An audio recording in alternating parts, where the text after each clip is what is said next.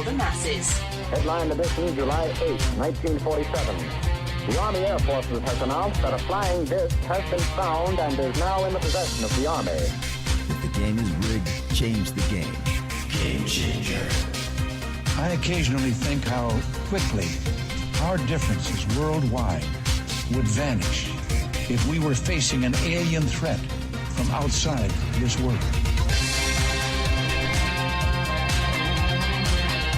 This is Fade to Black with your host, Jimmy Church, on the Game Changer Radio Network and KGRA, the Global Radio Alliance.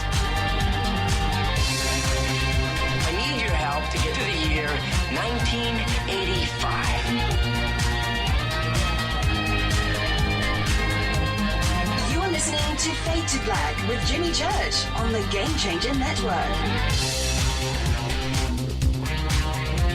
Good evening. Fade to Black. Yeah, man. Bespoke Radio for the masses. Yeah. How you doing?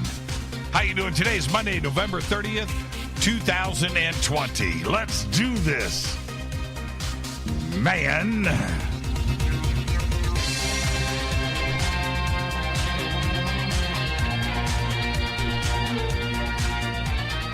335 days into the new year. Only 31 days left. That's it. Tomorrow's December 1st. 30 days left. Holy crap. We made it. We made it. We are live from a bunker somewhere in the middle of beautiful downtown Burbank, California. And I would like to welcome everybody listening all around the world, all across the United States. Hither and thither, to and fro, back and forth, up and down, east and west, north and south, far and near. This is Fade to Black for KJCR, the Game Changer Network, and KGRA, the Planet. I'm your host, Jimmy Church. What is cracking, everybody? How you doing? How you doing? Did you have a great weekend? Extended holiday, Thanksgiving? I know you did. We're back. We've got a great week lined up here on Fade to Black. Another great week.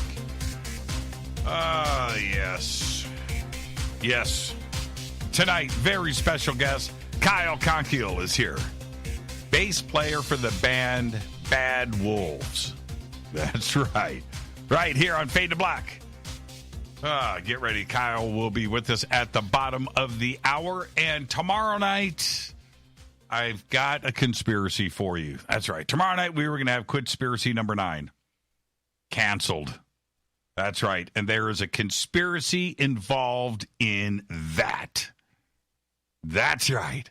So tomorrow night, we're going to do Fader Night. Open lines all night long. Yeah, I know everybody's bummed out. No conspiracy tomorrow night. No conspiracy number 9. There is a conspiracy behind it. I assure you of that. And I'm sure Jason is listening right now, laughing. And only he knows. Only he knows. He's not disclosing. Nope. His health is fine. The house is great. His pets are good. He had a great Thanksgiving weekend. All of that. Just no conspiracy tomorrow night. I'm just saying only Jason knows. But we will have Jason on the show very soon, and we'll do some cool show about time travel, about crystals, about lucid dreaming, astral projections, with, some crazy talk about some shamans in South America. But maybe we'll find out. Maybe we'll find out. All right. So that's tomorrow night is Fader Night. Because Wednesday, Richard Dolan is here. He's here to announce and talk about his new book. It is called Alien Agendas, The Alien Agendas. The book was just released. We're going to be talking about all of that tomorrow night. And then Thursday night is our annual Linda Moulton Howe holiday special. That's right. It is the season. And Linda joins us on Thursday night. And that's an amazing week here on Fade to Black. All right. So get ready for all of that tonight. Kyle Konkiel is here. And a couple of things I wanted to let everybody know. Over the weekend, the film Zappa was released, new documentary, absolutely incredible. And it's a great documentary, all right? And everybody's in it too, by the way. But it's really incredible. And the thing that I mentioned to Rita during the documentary, because I've seen all of the Frank Zappa documentaries and things, and of course, I studied the music, but these are interviews that I've never seen, I've never heard. A lot of it was shot for the documentary. Gail Zappa is amazing. She left this earth in 2015, but she's amazing. And the things, there was only like 2 snippets in the entire film, which were outtakes of other interviews that I've seen that were pretty incredible moments. But it was the end of the film. I'm highly recommended. Go and watch it. It's available on Amazon. I think it's $5 to rent or something. But it's the end of the film. So credits are rolling, and I'm reading all the credits, and I get to the end of the film. And there it was. The central scrutinizer comes in from Joe's garage, and what a great way to end the film. And it's great. So please go and watch Zappa. It's just simply called Zappa. Go and check that out. All right. What else? Oh. Have you seen The Undoing? It's on HBO. And starring Hugh Grant and Tom Cruise's ex-wife. Nicole Kidman. See, that's what coronavirus, that's what the lockdown has done. I've got no brain anymore. I can't remember anything. But have you seen The Undoing? Last night was the season finale, and it was pretty good. Pretty good. The entire series is fantastic. And if you haven't checked that out, check it out. There's another documentary series. It's still running. Episode 4 played last night, and it's called Murder on Middle Beach, I think is what it's called. And if you haven't seen that, go and check it out. All right? And there you go. Okay. Where am I at? I was going to talk about Mandalorian, and I've got some takes on that too as well. But you know what? Tomorrow night's Fader night. We'll do all of that tomorrow. Okay. Also, this is where I always talk about Carolyn Ford. Over on Carolyn Ford's Facebook page, she has posted a picture, and you guys can go and check it out, of this new crystal skull she's got, Grace. And I believe she said Grace is 25 pounds. I think that's what she said, 27 pounds. And it's as big, maybe bigger than Einstein, but it's hollow quartz. And it's this big. You've got to go and check out Grace. Absolutely incredible. And the website, of course, is EinsteinTheCrystalSkull.com. Go and get your first, maybe your second, maybe your newest crystal skull from EinsteinTheCrystalSkull.com. The promo code is Jimmy, and you will get 10% off of your order today. Talked to Billy Carson earlier today. He's got a new book coming out. He's got another book coming out. We're going to have Billy on the show next week to announce his latest book. And it's got a documentary, and then he's got another book series that's coming out next year. You need to go over to forbiddenknowledge.tv, and the links are over at jimmychurchradio.com. Just head over there and click and get over.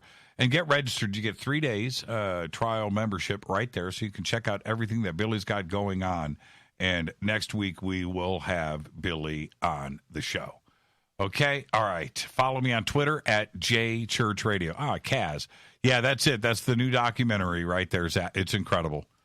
That is, you start to realize the different, not only the different phases musically in his life, but but how his personality changed, and how I think towards the end there, he would have gone in this direction anyway. Certainly, he was doing this before he got sick.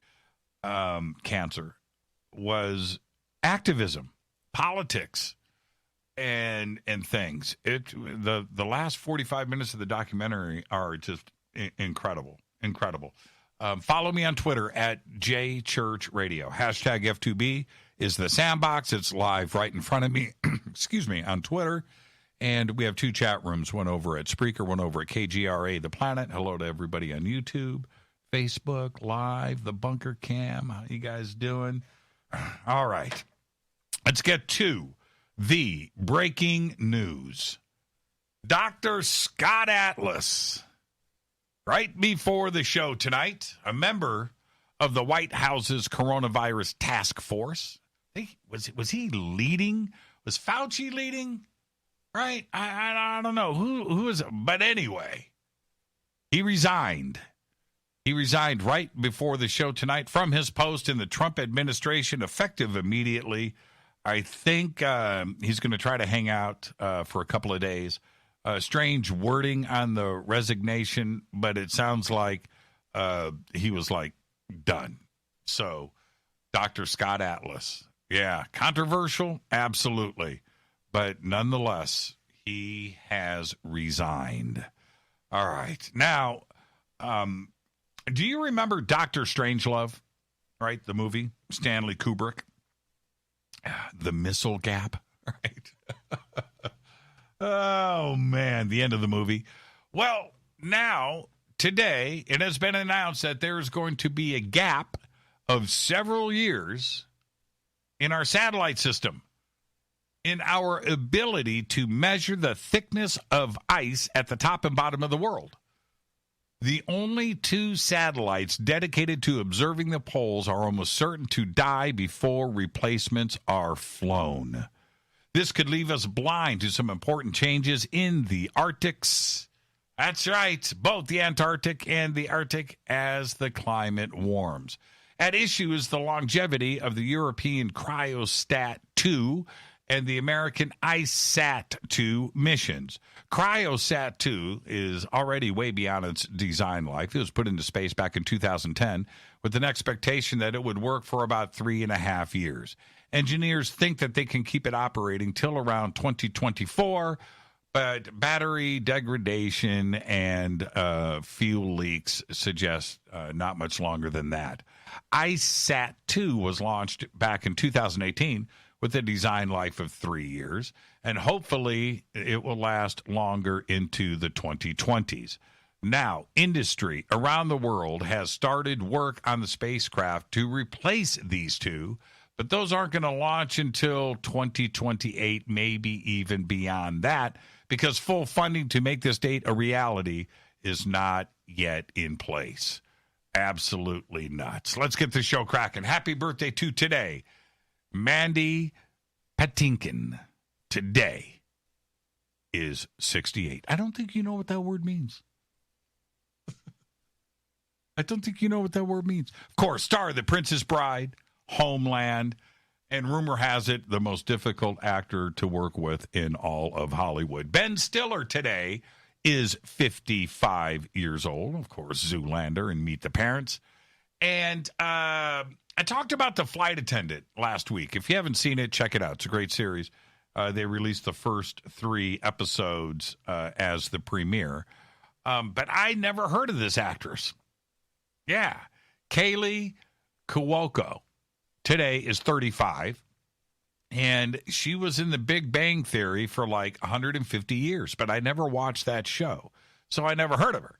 But she is also the star of The Flight Attendant. My daughter comes in. We're watching The Flight Attendant. I said, man, you got to see the series, Diana. It's great. Check it out. She goes, oh, that's Kaylee. I love her. She's awesome on The Big Bang Theory. I said, oh, really? And that explains a lot. That means she had, 50, 100 years of acting behind her before The Flight Attendant. She's really good. Billy Idol today is 65. Writer, producer, director Ryan Murphy today is 55. Of course, American Horror Story, Ratched, Nip Tuck. And I went to high school with Ryan at Warren Central High School in Indy. Happy birthday, Ryan, 55 years old. Roger Glover, legend. Roger Glover, icon. Today is 75, Rainbow. That's all I got to say. Produced all that stuff. Really good. Stacy Q, today. That's right. The Stacy Q, today is 62. Two of Hearts. I need you. Two of Hearts. Stacy Q. Our dead guy's birthday today is Ruby Starr. That's right. 1949 to 1995. Died at the age of 45. Ruby was a rock goddess, singer, and recording artist who attained stardom for her work with Black Oak, Arkansas. You remember Ruby with that hair, right? Incredible voice. And we all know she was featured on their 1973 top 10 single, Jim Dandy, with Black Oak, Arkansas. In 1974, she began touring on her own, again, as Ruby Starr and the Gray Ghost. Well, after being diagnosed with lung cancer and a brain tumor, Starr died January 14th, 1995, in Toledo, Ohio, with her family at the age of 45. Happy birthday, Ruby. On this day in history, OTD, 1954, the first OTD, right? The first meteorite strike on a human happens on this day in 1954 in Alabama. The meteorite crashed through the roof of Elizabeth Hodges' house into her living room, bounces off a radio, and then strikes her on the hip. The pictures are incredible. And the meteorite weighed 8.5 pounds. Fate or fact, sharks are older than trees. That's right. Trip on that. That's your fate or fact. You see, sharks have existed for more than 450 million years. Trees have only existed on this planet for 350 million years. There were no trees on planet Earth 351 million years ago. That's a trip. And that is your fate or fact. Thank you, Kaz. That's a great picture of Ruby Starr. There she is. She could sing. Tonight, very special guest, Kyle Konkiel is here. Bass player for Bad Wolves. And we are going to talk about a little bit of everything tonight. All my favorite stuff. Music, UFOs, conspiracy, time travel, Bigfoot. We're going to get it all in tonight with Kyle. Tomorrow night is Fader night because the conspiracy happened with Jason. Yeah. Jason Quit is now his own Quit-spiracy. So tomorrow night, Fader night.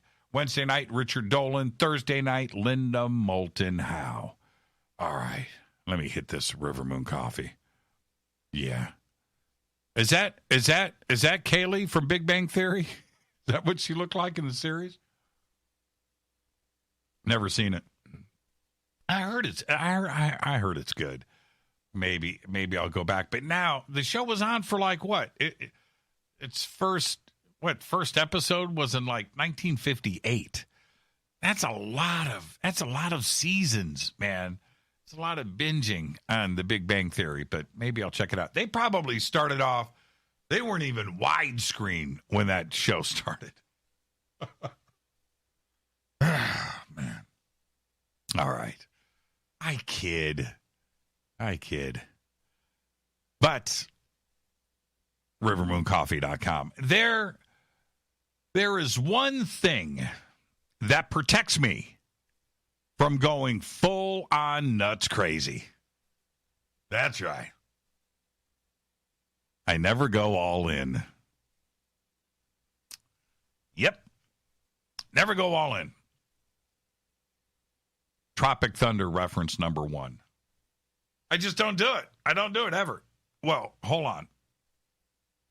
It's not entirely true.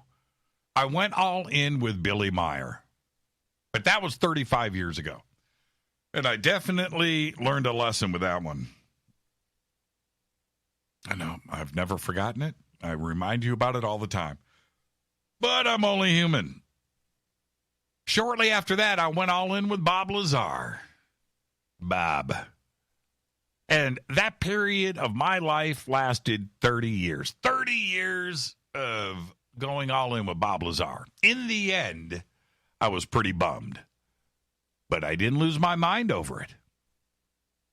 I sorta went all in with Bob. But there was enough red flags to keep my mental health in the safe zone. Now, right now, I know that there are those out there waiting for me to comment on the current state of conspiracy theory that is gripping our nation right now. Not going to do it. I'm staying in the safe zone. My sanity needs protection. So here's the deal. I am going to wait until January 21st, 2021 to post my thoughts or to speak some verbiage live on the air. And the reason for this is simple. The nation needs to see some evidence of something. Anything. We are all watching the clock tick down. Time is short. I, like most of you, have heard all the claims, the conspiracy theories. But this time around, things are different. The claims are everywhere. They're out there in the media. They're in social media. Everybody's talking about it. There's videos. It's everywhere. It's all out in front in the public. And you would think that there would be a huge official government response to them. Right? Some type of investigation. Something, anything. And there has been nothing. So the whole thing is actually very simple to observe. January 21st, 2021 is the date where all of us, every single person in the country and on the planet, will come to a conclusion. Anything after that is a moot point. Now, let's table the election fraud stuff for now. Okay? Let's table that.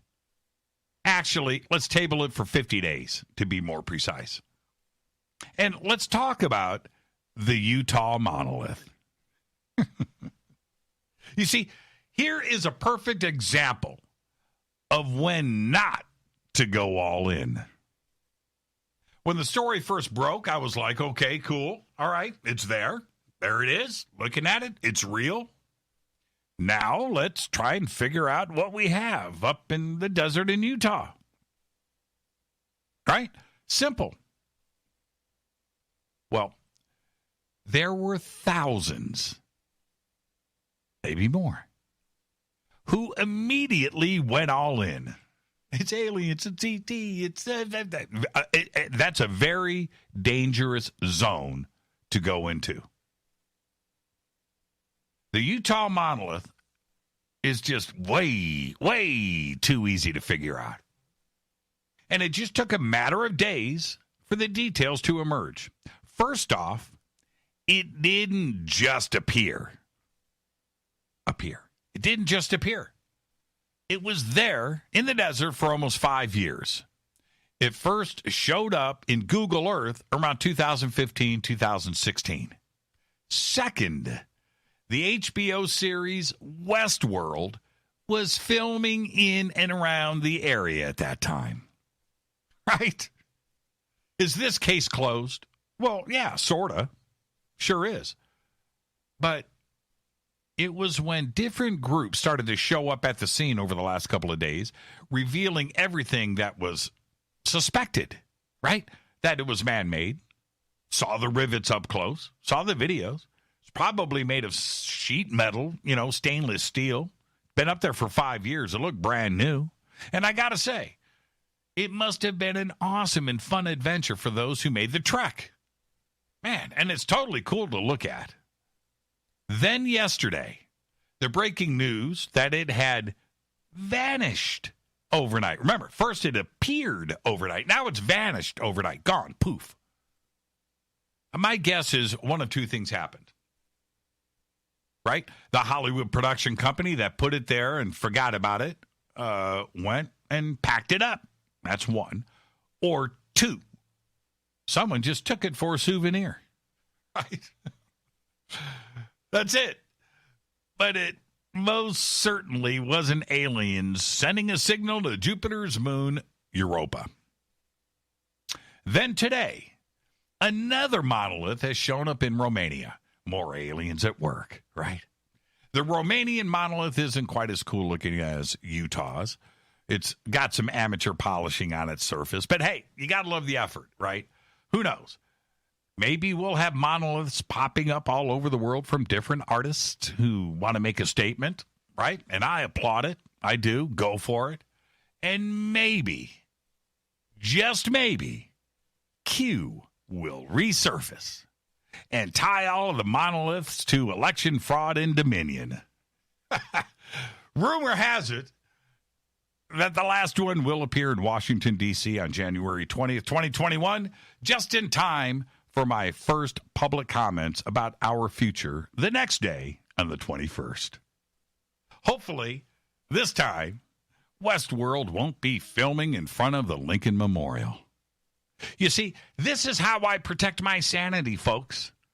I don't go all in. Yet it's just like the movie Tropic Thunder, reference number 2, right? And you may not have gone all in, but you know someone who has. Maybe it's your spouse, maybe it's your best friend, and you know that there is nothing you can say.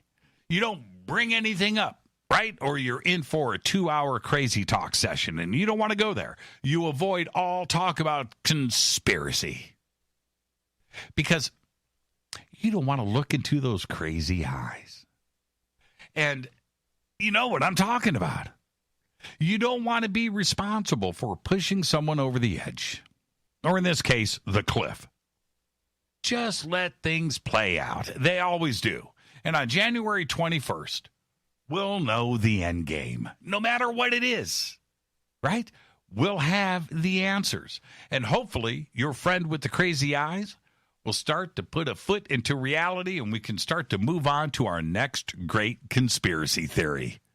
And I'm going to start it right now with the number 18 and the letter R. Quote me. I'm your host, Jimmy Church. This is Fade to Black. Tonight, Kyle Konkiel is here, bass player for Bad Wolves. Stay right there. It's going to be a great show, going to be a great conversation. Tomorrow night is Fader Night. Fader Night is not Thursday. Tomorrow's Tuesday. That's going to be Fader Night. Wednesday night, Richard Dolan. Thursday night, Linda Moulton Howe. This is Fade to Black on the Game Changer Network and KGRA, The Planet. I'm your host, Jimmy Church. Follow me right now on Twitter at JChurchRadio. I'll be right back with tonight's guest, Kyle Konkiel. Stay right there.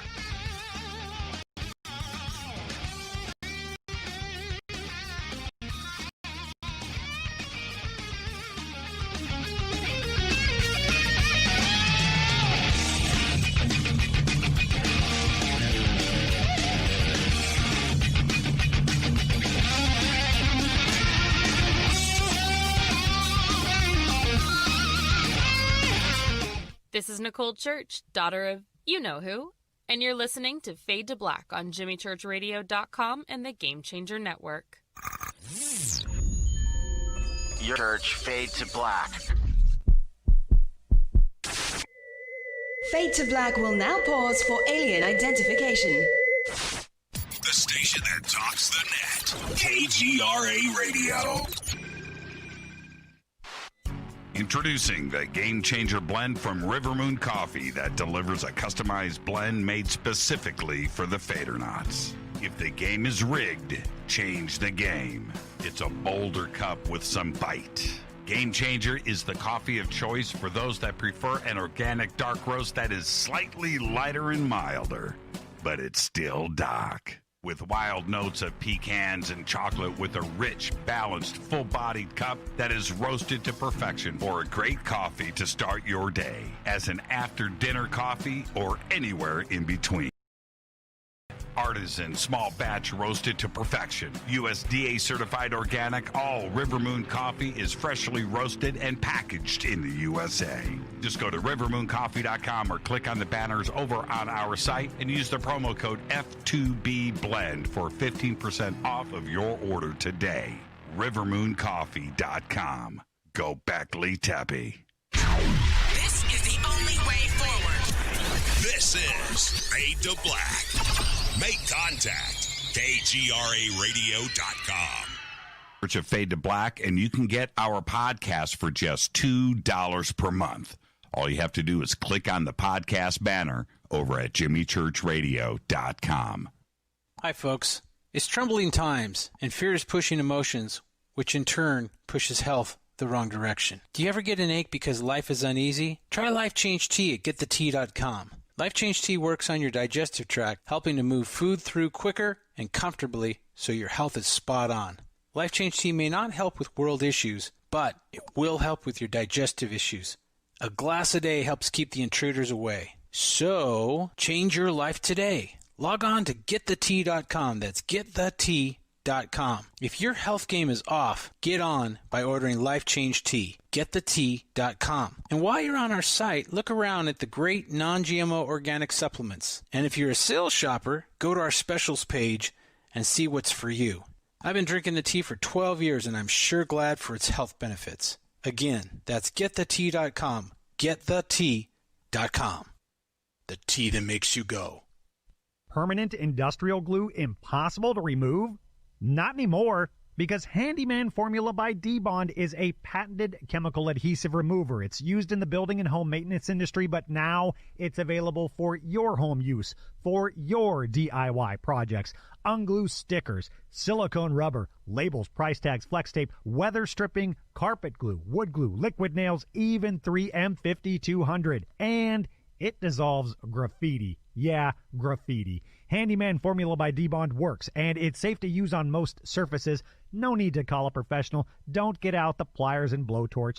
Just apply a little Handyman Formula by D-Bond and wait 90 seconds, then quickly and easily pull the items apart. Get unstuck. Visit dbondhandymanformula.com. That's dbondhandymanformula.com or call 561-575-4200.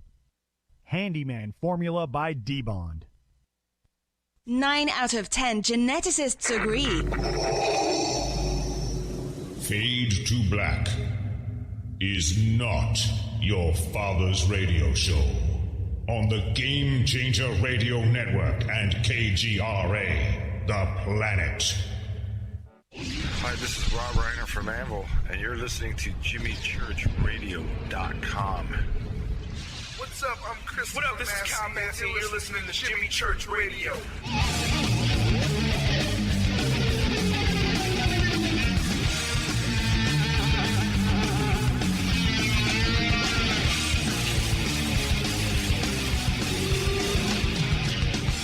All right, welcome back. Fade to Black. I'm your host, Jimmy Church. You can follow me on Twitter at JChurchRadio. You can follow Kyle at KS Konkiel right there. I've got it up in the Twitter feed for everybody. Go follow Kyle. Tonight, he joins us, but I want to remind everybody, tomorrow night, Fader Night. Fader Night is not Thursday. It is tomorrow night, okay? Very simple. Jason quit, canceled. It's a conspiracy. Wednesday night, Richard Dolan. Thursday night, Linda Moulton-Howe. Great week here on the show. Tonight, it's Kyle Konkiel. And this is the deal. I have been a Bad Wolves fan from the beginning, and it's very interesting how small the world is, okay? But he joins us tonight, and, of course, he is the bass player for Bad Wolves. He's the host of the Just Stay the... Shut the F up. This is a family show, but that's his podcast. Bad Wolves gained notoriety, of course, back in 2018 for their version of the Cranberries Zombie, reaching platinum and multi-platinum status all over the world. Kyle, a Los Angeles native, has been in the Hollywood music scene since 2002. We have a bunch of mutual friends that he doesn't even know about yet. I'm about to drop that on him. And has played for many bands, including In This Moment, World Under Blood, Scar the Martyr, and Vimic. I would like to welcome for the first time to Fade to Black, Kyle Konkiel. Kyle, how you doing, man? Great, man. How are you doing? Man, listen to those pipes. You should have a podcast. You should have a podcast. And this is, let's actually start here, Kyle. You're a first-time guest, which means you get the first-time guest disclaimer. And I know you're excited about that. But let's get that out of the way, which is, Kyle, it's just you and I sitting on my couch having a conversation as friends. And where that conversation starts, it starts. Where it ends. But we're going to end as friends. All right? Pressure's, for sure. Yeah, the pressure's off now. I've got so many things that I want to discuss with you tonight, but I want to get a couple of things out of the way first. The drummer, Kenny Pierce.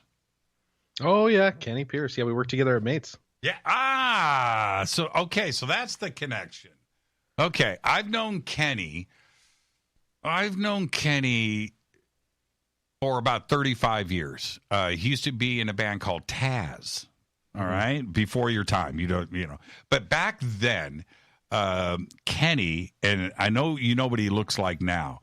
Back then, he was the cutest drummer on the Sunset Strip. His nickname at Mates was Pesci. Yeah. See, I see that. Back then, he had the flowing locks and the spandex and wore Aquanet like nobody. Man, he had it down. But this is the thing about Kenny.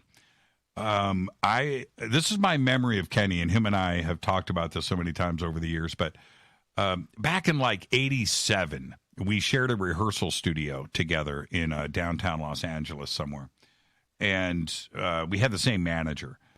And Kenny loved Van Halen, right?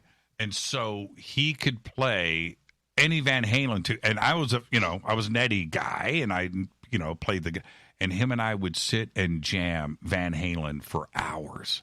Just the two of us, right? No bass player, no singer, but him and I would I love that guy to death, and a huge talent. Have you ever played with him? No, I've never had the chance to jam with him. When we worked together, gosh, I can't even remember, probably like 6-7 years ago. I was doing multiple projects, and I just didn't have the time. And have you ever heard him play? I've never heard him play. Wow, that's crazy. He's one of the best drummers that I know. And, really? and you're a great bass player. I can't believe that. You two guys are next to each other, never had a chance to jam. I'm moderately accurate. That's it. Next thing I wanted to run by you. Has anybody told you that you're Guilfoyle from Silicon Valley? I've never seen that show, and I think I've heard a reference to that, but dude, you are Guilfoyle. I've never seen that show, so I have no idea what you're talking about. I swear, you're going to watch it. Just go and watch it. And you are going to be so self-conscious now. I'm going to mess up your life for like the next 6 months. You're going to be, they're looking at me. They think I'm Guilfoyle. But anyway, okay. So I got that stuff out of the way. This is the deal. And then we'll get off to other things. But the one thing that's on everybody's mind is this pandemic and what we're going through. You're in not only in a great band, but a very popular band, and you're not touring, right? How'd you get through this year? Yeah, I want everybody to know I'm looking at Kyle's studio. How many basses are racked up behind you? There are 9 basses and 2 guitars and 1 electric and 1 acoustic guitar. Man, that is just it's just beautiful. It's just beautiful. But, thank you. So that's it. How are you guys dealing with it, and when do you expect to head back out on tour? As for touring, I'm not really sure yet.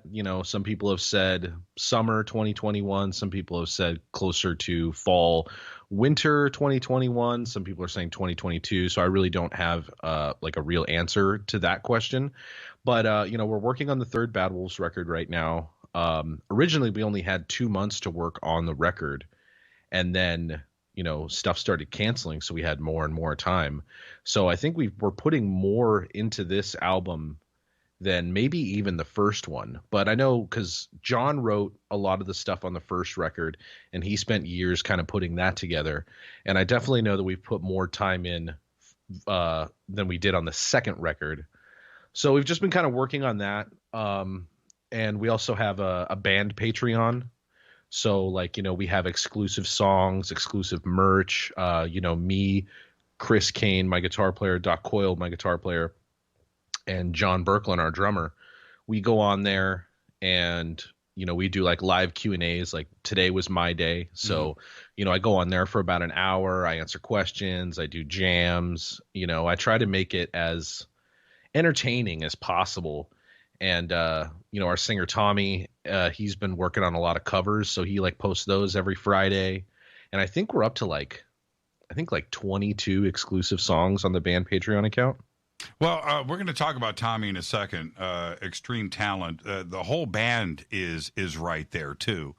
And I do want to talk about all of that, but you guys enjoyed something that most musicians dream about, and that you guys got shot out of a cannon, right? And the zombie single just took off like it did.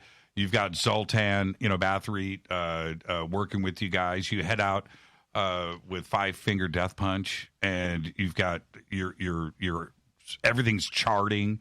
You're shooting on all cylinders. That must have felt pretty good. It was really weird because when we first started, John, he was the founder of the band, he was just like, I hope you guys are ready for, a few years in a shitty tour van. And then, the label and management were just kind of asking us like, hey, like we really need like a strong single to come out with. And then Tommy had Zombie, and they're like, well, what about this? So they liked it enough. And then our one of our representatives from the UK, Dan Waite, used to manage the Cranberries back in the mid-90s. And so he sent her, Dolores O'Riordan, our version of Zombie, and she loved it. She wanted to sing on it. And, long story short, she flew to London to do contribute her vocals to that song, but she never made it to the studio. She had passed away the night before. And we were trying to navigate how to release that without being disrespectful, because we still loved the song. Right. Right. And we had her blessing to do it to begin with. So when we were releasing it, we just decided that, all the proceeds that we would have collected on that song, we're just going to donate to her children. So we did that. The song did more than I think any of us ever could have even imagined. And it was really weird, like having my friends call me. And, I grew up in LA, having my buddy Josh Newell, who's a producer in LA, he calls me. He's like, dude, Zombie's on K-Rock right now. And I'm just like, whoa, what? So I'm driving and I pull over and I put on K-Rock, and I'm like, Jesus, it's been my lifelong dream to be on K-Rock, And we went from a 15 passenger van to a not so great tour bus to another not so great tour bus to a really good tour bus. And we've all been very fortunate, and I feel super lucky to be a part of something that was kind of like almost a cultural phenomenon for a time there in 2018. And I'm still kind of speechless. I look around my studio, and we've got our plaques that I hang on the walls and stuff like that. And I was just like, I've never even thought, being in a rock/metal band, that I would have one of a platinum plaque. You know what I mean? Mm-hmm, mm-hmm. Yeah, and take me through the process of the band got put together. This is a new project. This is 2017, 2018. And you're here. By the way, I want the audience to know that Kyle is like a half a mile from where I am right now. Right? We're literally neighbors. And but how do you find the right guys in rock in Los Angeles to put together a band that's nearly perfect like that out of the gate. It's got to be tough these days. Well, I know. So John had quit Devil Driver in 2014. I want to say 2012. I don't remember exactly the year that he quit. But he had just been writing different kinds of music. And from the stories that he told me, he was just like scrolling on Instagram, and he knew Chris because Chris had been in Bury Your Dead, and Bury Your Dead and Devil Driver had toured a bunch. And he saw Chris playing a bunch of shreddy stuff, and he goes, "Oh man, I wonder if this guy would want to be in a band with me." So he hit up Chris. Chris agreed to be in the band. So it was like John and Chris from the beginning. And, they tried out a whole bunch of different singers. Like I know Mike Terry from Bury Your Dead and Volumes had done some stuff. A couple other guys had done some stuff.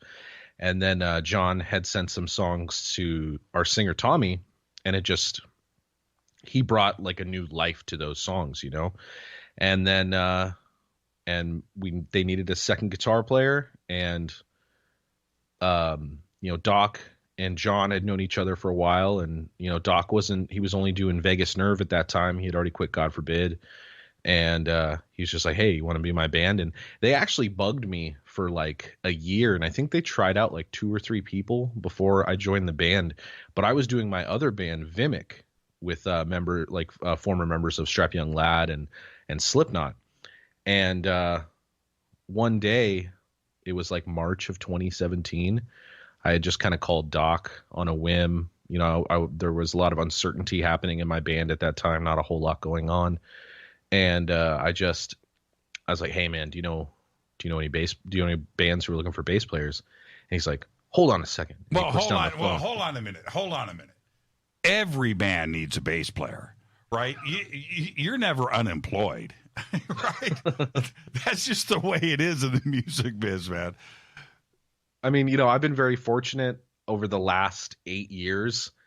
I've had overlapping gigs, so it's like I haven't left a band without having something else lined up. But yeah, so I just asked. I was like, "Hey, do you know anybody looking for a bass player?" And he puts the phone down. I hear some commotion. He's like, "Do you want to be a music video?" And it's like the gig that I had told them, like, I don't know if I can do this. I might be too busy. It just still happened to be there waiting for me. Because John and Doc and Tommy, I didn't know Chris before we shot the music video for Learn to Live. They all knew that I could play the material and I would fit in with them, and have good camaraderie with everybody. And so when he's like, "Do you want to be in a music video?" I was like, "All right, this is for." At the time, the band was called Eye of Tongues. So I was like, "Yeah, I'll come be in the music video." And that was the Learn to Live music video shoot that we shot ourselves in. I think it was like February or March of 2017. And then later that year, the band signed to 11/7, which is now Better Noise Music. And then we released Zombie in January or February. Yeah, January of 2018. 2018. And had you heard a lot of material from Tommy beforehand? So I actually played bass on. So I tried out for one of his back in 2006. I tried out for the band that he was in with Dino Cazara's Divine Heresy, but I wasn't old enough to do bar shows at the time. They just didn't want to have somebody who was under the age of 21. And so I was like, all right, cool. And Tommy's always kind of hit me up for gigs. He hit me up to do stuff, and I ended up playing, I think, on like half the record. I think it's like me, Doc, and Bill Hudson, who played bass on the first Westfield Massacre record. And he had asked me to join Westfield at the time, but I was too busy doing stuff with Vimic. And then, a few years later, just right, and we were able to actually do a project with, now Bad Wolves. What's it like? I think all of us are a little bit jealous when a band has got a singer that can do just about anything, and Tommy's got that, right. He's got so many different styles Yeah. in one song, right? Yeah. What's it like to be able to write knowing that you've got a singer that can handle everything? Well, it gives us a little bit more creative freedom because we don't really have to stick to one genre. Right. Like a lot of people that know us may know us for our radio songs, and they might not listen to some of our other material.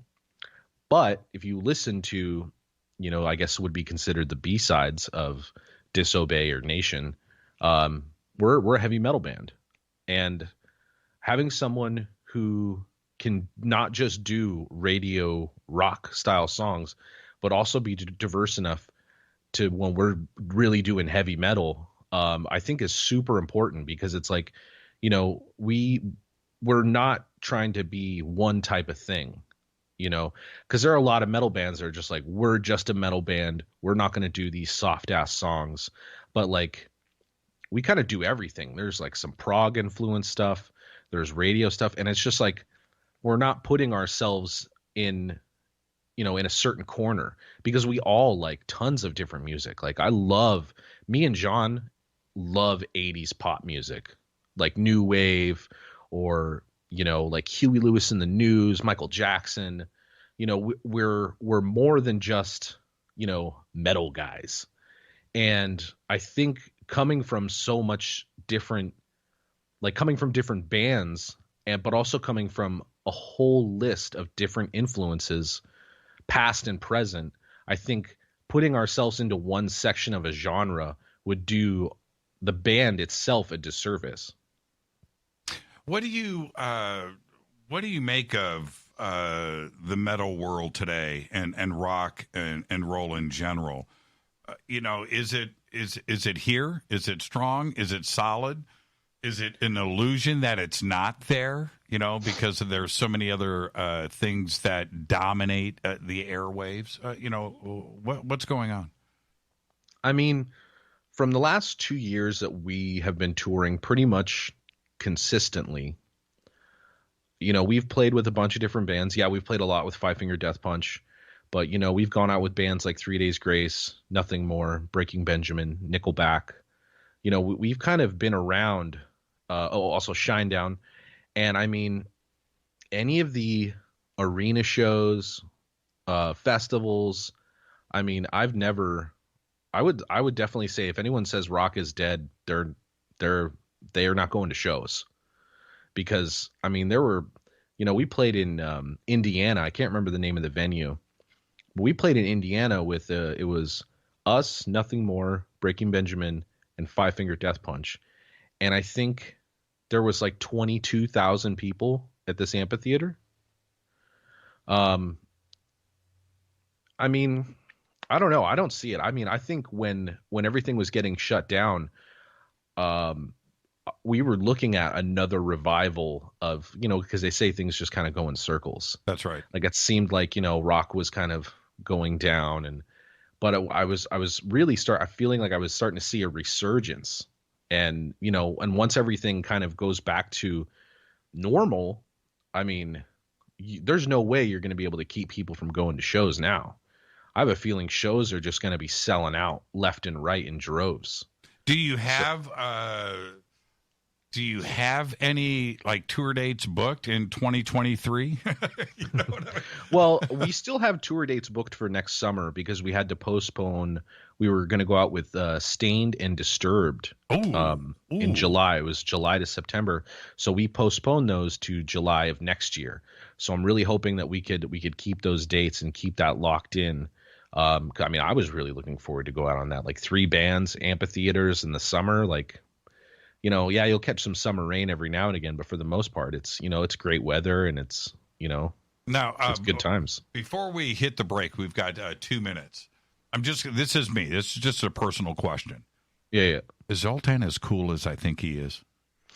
Zoltan is, I mean, you got to think of it like this. Like this guy was an immigrant, came from nothing, came over from Hungary with $5 in his pocket. And, he's got his hands everywhere. Like, he has his hands in like BC Rich Guitars, and he helps manage us. He's got his hands in so many, and he's business smart. And he's a philanthropist. He's giving back. He gives back to his community, and he doesn't like ever brag about it. Like you wouldn't know about it. He doesn't tell people about it. But I mean, I think Zoltan is dope, and he's definitely a person that I look up to, regardless if you like his band or not. He's just an influential person. I can only imagine.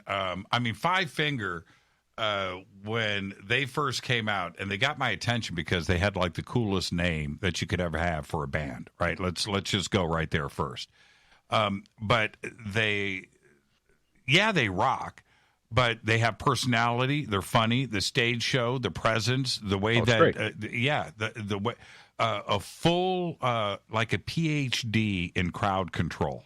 Well, and see, I've also played in I've opened up for them in every aspect of their career, because I was in a local band in 2005 called Grimefield, and we used to open up for them at the Knitting Factory at the Whiskey A Go-Go before they were ever signed. Right. And then when I was in This Moment in 2010. We played with them on the Mayhem Festival, and they were just starting to open up the main stage. And then now in Bad Wolves, they're the closers every night. It's got to be totally cool to be in front of a crowd like that. Because when you watch the videos, you see not only in your videos but in their videos, the crowd is there to have a good time, and they don't hold back. No, it's great. Honestly, Knuckleheads are great to play to. Knuckleheads. That's they know us from Zombie, right? And they don't realize that we're gonna come in hot with songs like like I'll Be There, Officer Down, Foe or Friend, and they're just like, Jesus. I remember. I'm gonna leave you with this thought, and then we're gonna head to a break. When Zombie was released, when she passed, and the video came out, I spoke about all of that on this shoto and about Bad Wolves and about the video and the story behind it and the text and the emails that went back and forth. And to have you on the show tonight, to kind of come full circle, that's the way the universe works, man. And it's a very cool thing. So it's an honor. Stay right there. Let's take our first break. Our guest tonight, Kyle Konkiel from Bad Wolves. And this is the deal.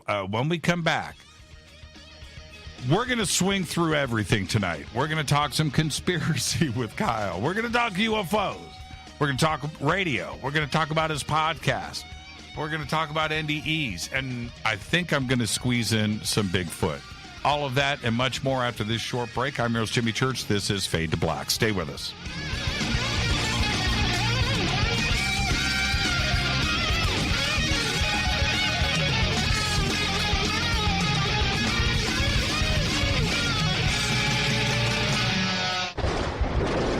This is Fade to Black with Jimmy Church on the Game Changer Radio Network and KGRA, the Global Radio Alliance.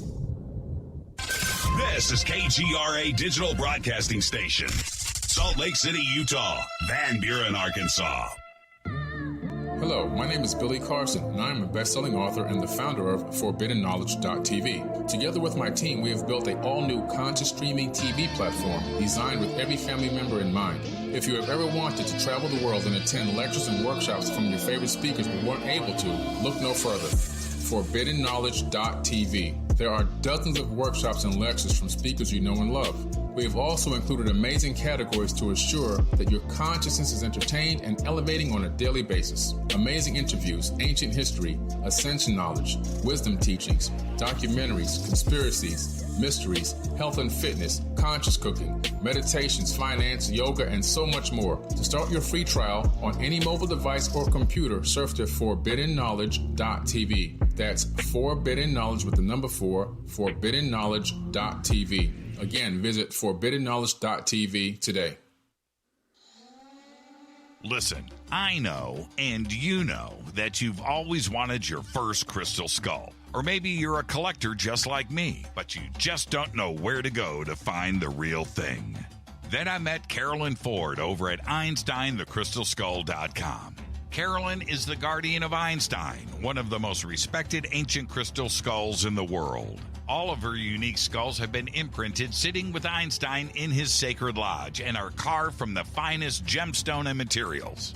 Imprinting is the process of receiving the ancient wisdom from the master skull or master computer. Einstein, the ancient crystal skull. To see Carolyn's current collection of crystal skulls, just visit her store at EinsteinTheCrystalSkull.com or click on the banner over on our site. Don't forget to use the promo code Jimmy at checkout to receive 10% off of your order today. That's promo code Jimmy. Finding your first or next crystal skull is easy. Just visit EinsteinTheCrystalSkull.com. When you take the beans from Central America with dashes of Indonesian and African mixed in and then roast it to the dark side of fade to black, you create the ultimate brew of fringe. Introducing the Fade to Black blend from Rivermoon Coffee. Yes, Rivermoon's darkest customized roast was created for the love of Fade to Black. The alchemy of masterful roasting and smoking the beans is in every sip of this full-bodied, dark Java. I need my coffee dark, deep, with distinct bittersweet chocolate highlights, just like the bunker. Leaning further into the darkness of the roast is Fade to Black blend from Rivermoon Coffee. Just click on the banner at jimmychurchradio.com and use the promo code F2BBLEND for 15% off of your order today. Go Beckley Teppy. Hello, I'm Katie and you're listening to my main man, Jimmy Church, on jimmychurchradio.com.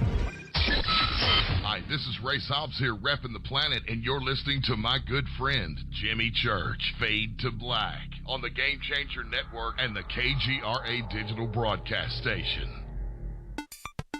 This is Toby Kebbell. You're listening to jimmychurchradio.com. Don't hurt me, Jimmy. I'm only little. Hey, I'm Adrian Grenier. And this is Ari Gold. We're the Honey Brothers. Well, we are of the Honey Brothers. Hey, I'm Adrian Grenier. And I'm Ari Gold. We're the Honey Brothers. And you're listening to Jimmy Church. The Revolution. This is Jimmy Church of Fade to Black, and you can become an official Fadernaut by just going to our membership section at jimmychurchradio.com. Hello, this is Serena Wright Taylor from Conscious Life Expo, and you're listening to Fade to Black with Jimmy Church, who holds the Lucky Pony record for the best astrological chart since 1963. True story. This is Micah Hanks of the Gralien Report, and you're listening to Jimmy Church on Fade to Black, across the globe on the Game Changer Radio Network and the one and only KGRA Radio, The Planet.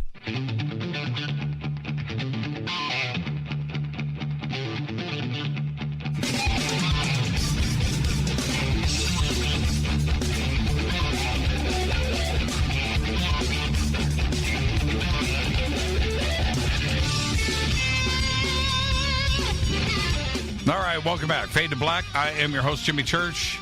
Want to remind everybody the programming changes that we did this week. Tonight, of course, Kyle Konkiel of Bad Wolves is here.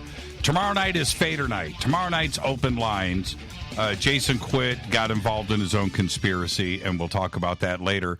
And then Wednesday night, Richard Dolan is here to talk about his new book that was just released. And then Thursday night, Linda Moulton Howe, our annual Linda Moulton Howe holiday special event. Tonight, it's Kyle Konkiel. And Kyle, now, getting away from music, we'll circle back. But I want to talk conspiracy. And the all right. All right. And the reason, I got to do your podcast. Can I do it? Can I invite myself? Yeah, let's do it. Okay. Yeah. All right. I'm holding you to it. Okay. Yeah. All right. I'm the next guest. But conspiracy, because today, certainly over the last year, conspiracy theory is now in the mainstream, right? It's all over. It's all over social media. It's all over the media. It's everywhere now. It's the main subject. Is this a zone that the United States really wants to go into? Do we need the whole country to be conspiracy theorists, or right? Or are we better just in our own little community? I mean, it's really tough because if you have the platform and you have the money, you can pretty much publish whatever you want and make it seem as legit as possible if you have enough people sharing it, you know? I don't really know. Like, there's a whole bunch of crazy stuff out there that I just, I try to do my due diligence. I try to look up if I see something that I think is, regardless of where it comes from, I try to look and see who owns that website. You know what I mean? I try to see if it comes from, regardless if you're anti MSM or whatever, I try to see if it comes from at least a somewhat reliable source, which is so much harder and harder to find these days. And do people, well, okay, so you're sensible with it, right? I try to be. You're professional about it. You're a professional conspiracy theorist. So many don't take that next step. Right. No, they just see the ad and they're just like, that goes with what I am, where I stand. I am not going to do any research whatsoever. I'm just going to post it. Right. And is not having some degree of discernment, that's a bad thing. Right. Or with sharing without investigating, are you then becoming part of the problem? Well, I think so, but it really depends because bad looking news travels much faster than any good news. That's right. It doesn't matter what it is. Bad news will always travel so much faster than good news. And, if someone says something and it's like something that someone that someone says that's bad, you will only hear about the initial bad thing that somebody says, and you won't ever really hear the retraction if it's ever made, because like I said, bad news will always over travel good news. Yeah, I commented about that. You make one of the best points out there. I made that comment about retractions. You can say whatever you want and the next day retract it. It doesn't matter.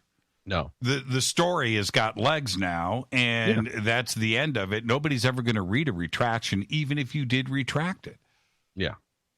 So it's kind of just like, and that's kind of why, this whole season, I've tried to stay out of politics.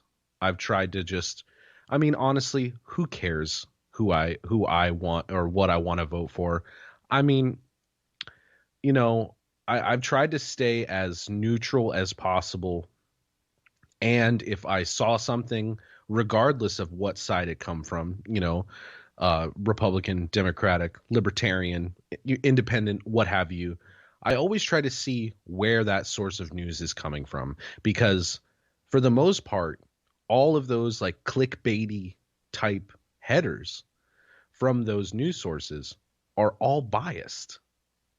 Everyone. It's opinion. Every news. single one of them. Yeah. Yeah. And I don't do politics on this show, as you know. No. And it seems like we could be talking about politics right now, or we could be talking about anything else too as well. I was listening to your show before I came on, and you were talking about the Utah monolith, and I saw this post earlier today. I wish I would have saved it and screenshot it, but I saw a post of somebody who was apparently there when it was removed. And I don't know if it was removed by the people who put it there, or because I know it was on private property. At least I think it was on private property, if I read correctly. But they were just like, "You got your pictures? Cool." And they literally just like pushed it over, took it in a wheelbarrow, and left it like there was like it was completely untouched. Like there was before and after photos and all this stuff. And then they climbed up on the people who were there, climbed up on the rock, and they were just kind of saying how like all these people who had come in droves were like messing with the area because there's no roads to this. So they were coming from like 20 sides, all sides around the mountain, like messing up the agriculture of the area. Right. And then there's been a couple other things that I've seen over the last 6 months. Like there was two different posts about it. And they were from either Vice or LA Times. So I was like, okay, those are pretty notable news sources. And they had said that there was multiple pilots that had saw UFOs or apparently a man in a jetpack. Right. Over LAX. Yes. Yeah. Right. And there was 2 different accounts of it. That's right. So, I mean, I try to take things that I see as a grain of salt. I take it at face value. There's some things that can't be explained, like the Tic Tac video. I mean, those were notable pilots, and there's no explanation for that. And then there was like the Tom DeLonge video, which was a little bit more grainy, and I think the Air Force or somebody came out and said, like, yeah, we don't know what that is. Yeah, that was the Navy. And we'll come back to this. Where did we're going to get back to the Tic Tacs, trust me. Where did this interest start with conspiracy? Did you have crazy parents, a crazy aunt and uncle? Well, so I have 2 older brothers. They're 10 and 11 years older than me. And I remember distinctively in the early 90s, so between my ages of like 5 and I want to say 10, every single time it was on TV, my brothers would watch the X-Files. So that's kind of where I got started with that, because the X-Files used to scare me so bad, being 5 years old. But my stepdad was really into like aliens and Bigfoot. Like me and him watched the alien autopsy videos. We would watch anything. We would watch Twilight Zone, anything that had to do with aliens, Bigfoot, supernatural. Like he would go on like the smokinggun.com and like print out stuff, like articles from that website. Right. And that kind of influence, was it something that helped you understand that maybe the world isn't what you're being spoon-fed? Or did you look at your stepdad as maybe, he's a little nuts? No. I mean, basically what it kind of helped me figure out, because I was scared of it at first. And then, going through watching all this stuff, learning about all this other stuff is just like, I'm not too keen on Bigfoot these days, but with the alien stuff, especially now, I feel like it makes sense because, there's infinite amounts of planets and suns and stars and solar systems. Like, I mean, I think you might have to be super narcissistic or dense to think that we are the only beings in the universe. It's a statistical improbability. Yeah. I mean, it has to be. Well, when I run the numbers game, let me throw this at you. When you run the numbers game, and just in our Milky Way, where we've got somewhere between 500 billion and 1 trillion stars. We don't really know the number. Just in our Milky Way, and we now know that every single star has at least one planet. Now, wait a minute here. That's in our Milky Way. And then you take that thought, and then you look at our universe and what we know of it, what we can see in the observable universe, and we know that there is 1 trillion galaxies. Right? Yeah. It's just like, wait a minute here. You run the numbers, and they just go through the roof. Yeah. So there has to be trillions, not a couple, but trillions of civilizations out there. It's just the only way to look at it, right? I mean, yeah, and you could take it as like they're different civilizations, or they could be, parallel universes. They could be, whatever. But I definitely think that out of those trillion possibilities of other planets that have civilization on them, there has to be a few that are as technologically advanced as ours and more technologically advanced than ours. Now, Have you ever seen a UFO?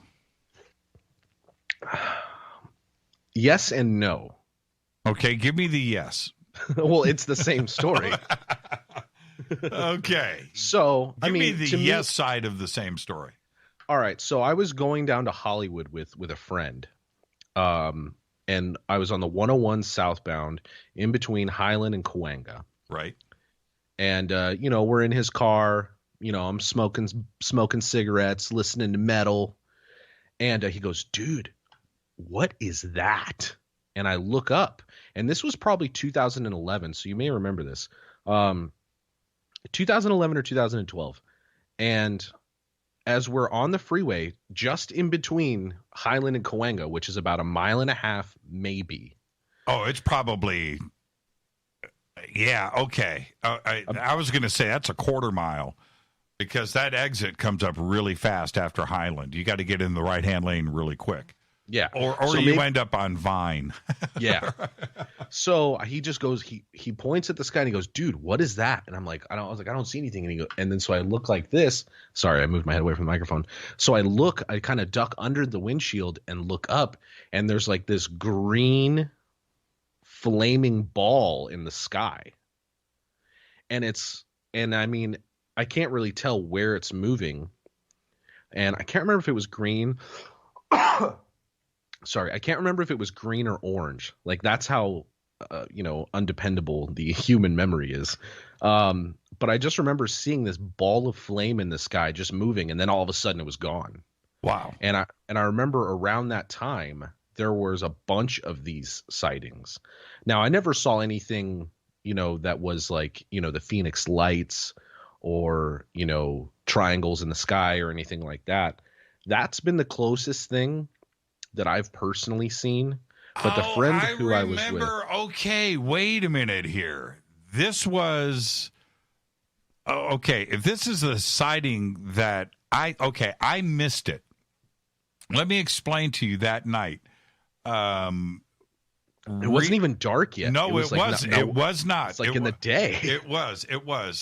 Rita and I were at Universal Studios, right where you were. Okay.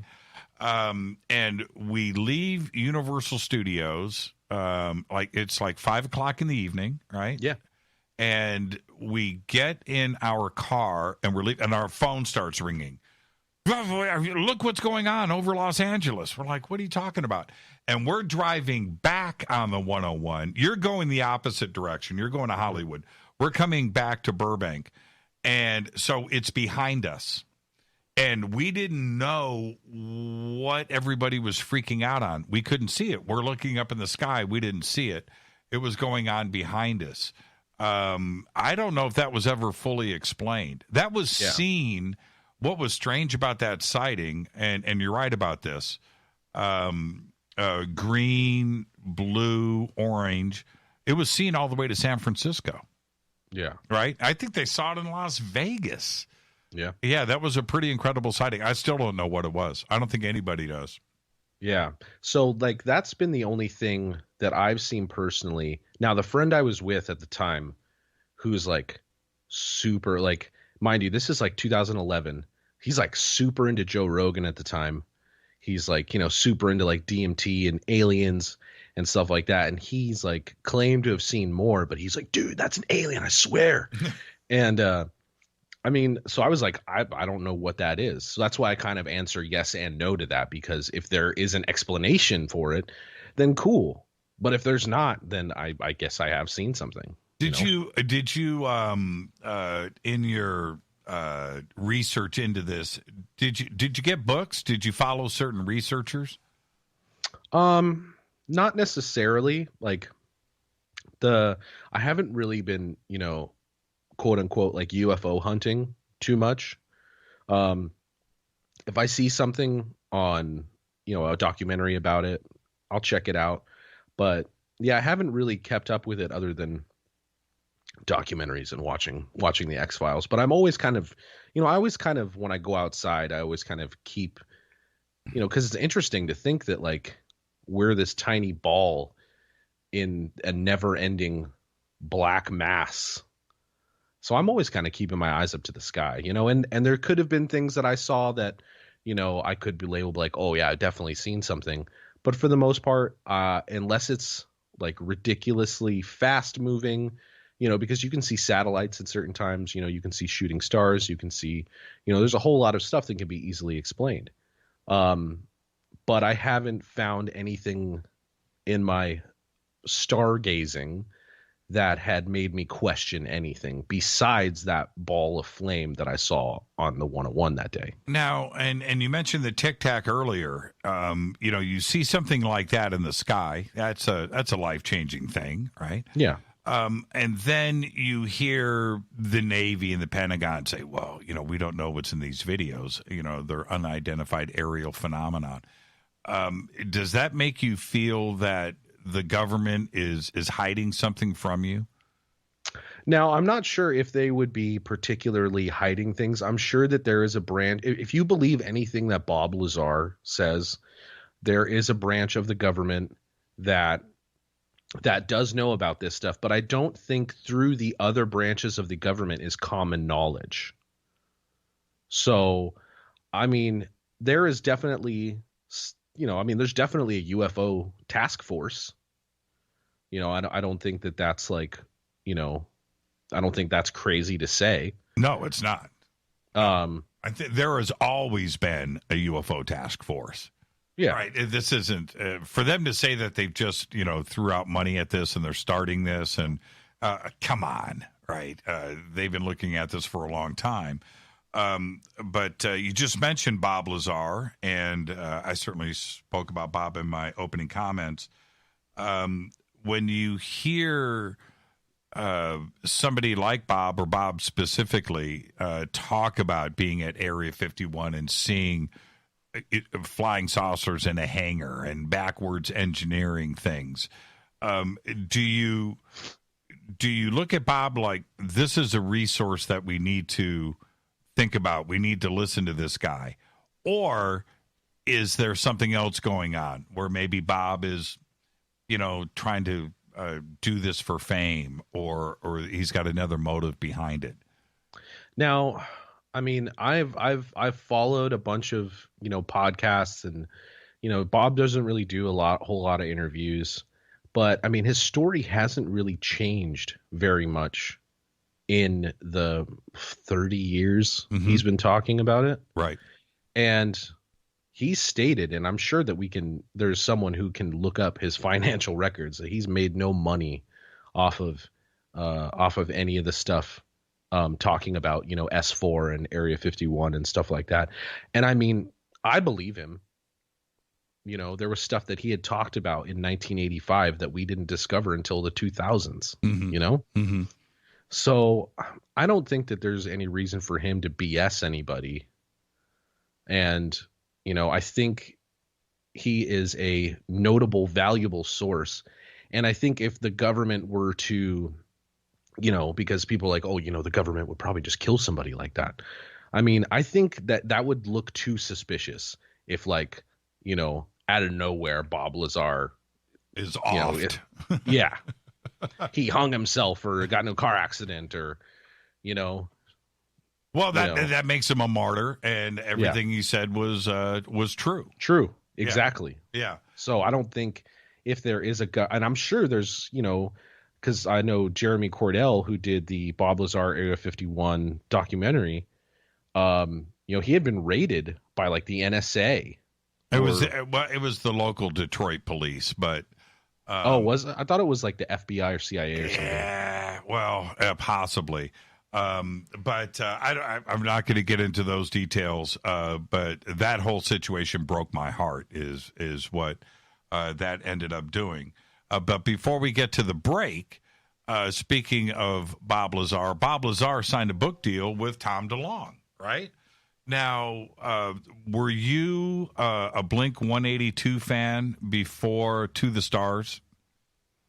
I mean, it's okay to say it's okay to say no. I'm 34 years old. Right. So when Take Off Your Pants and Jacket came out, right, and Enema of the State came out, I mean, I was 12 and 13. Any of the tween parties I was going to, I was listening to that. That's it. And going back to those like later after high school, they're great records. Oh, great records. No, And- great records. Hey, you know what? I'm going to say this about Tom. I said this to Tom, right? The ability to stay punk and write power choruses like they did, right? To get this pop punk thing to be so toe tappable, that's a gift from God to write songs like that. And they're all amazing people. Like I don't know the members personally, but I know all of their techs personally. You know, like Daniel Jensen, Travis Barker's tech, and Robert Ortiz, Mark Hoppus's tech, and they're just the nicest dudes and the most genuine, which is even more important than being nice. Mm-hmm. Are the most genuine dudes that I've met or some of the most genuine dudes I've met in the music industry, especially working for an act that large. Now, before we head to the break, when Tom started to talk about this and his interest in UFOs, probably really kicked into high gear about 4 years ago. Did that surprise you? Because he's been writing songs about aliens. He's been writing songs about aliens for 10 years. Now, the way that it had kind of affected the business, I was kind of like, dude. But it's like if you believe in something that much that you would be willing to lose your stake in a multi-million-dollar brand, which was Blink-182, then that's obviously more your calling than the band itself. Do you think that walking away was that kind of statement? Yeah, I mean, definitely. I think that he was like, you know what? This is what I want to do. I don't like I'll play music if I want to. But I mean, he's in a financial position to basically do whatever he wants. I mean, I'm sure he still gets residuals for those 4 or 5 multi-platinum selling records. I mean, he ain't hurting. He ain't down at the food bank. You know what I mean? No, not at all. Let's take our break right here. Our guest tonight, Kyle Konkiel of Bad Wolves. And we're going to continue all of this: conspiracies, UFOs, Bigfoot, and music, the rock and roll, when we come back after this short break. Stay with us.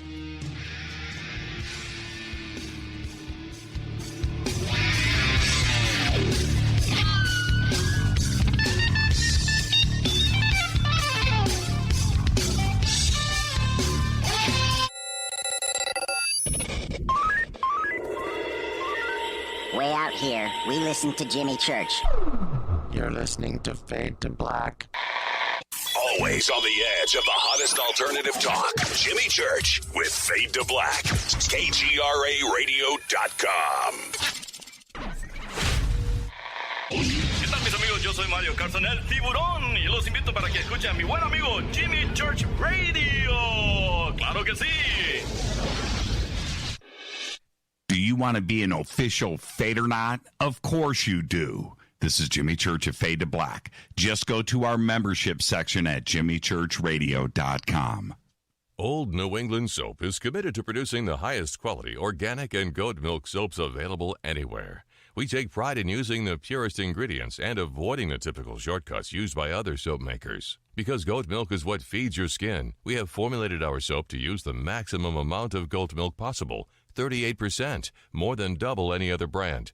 Not because it's easy, but because our soap is always better. We are proud to offer you what we consider to be truly premium quality handmade soaps. What's more, our soap does not contain GMO ingredients, pesticides, sulfates, dyes, artificial colors, alcohol, or petroleum products. Try our new shampoo bar and pooch soap, and be sure to see all of the great scented Woodwick soy candles that burn soot-free for up to 100 hours. Right now, save 15% on your order and get free shipping on orders over $45. Buy now at oldnesoap.com. That's oldnesoap.com. Not available in stores. oldnesoap.com.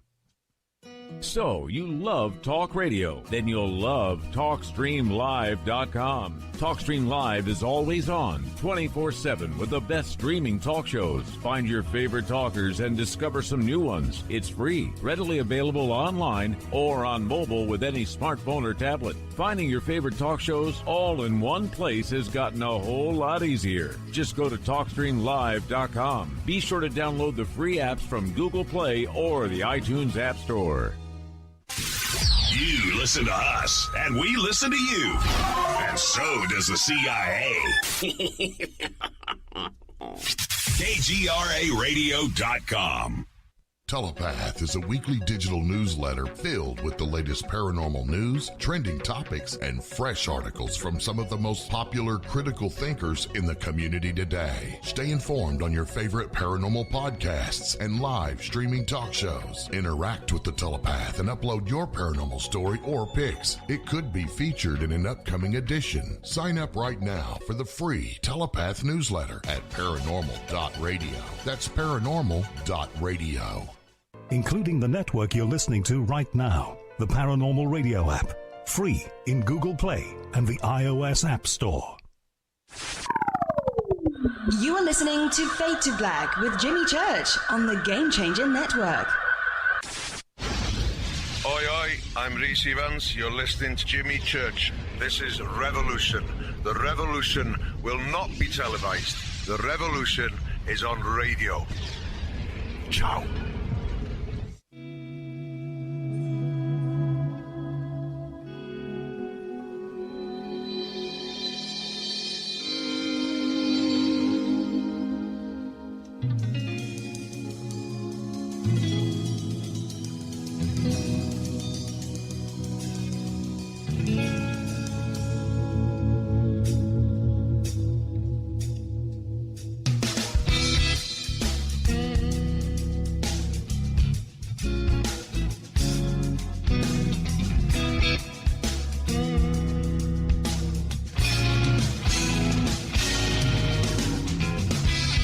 Welcome back. Fade to Black. I'm your host, Jimmy Church. Our guest tonight, Kyle Konkiel of Bad Wolves.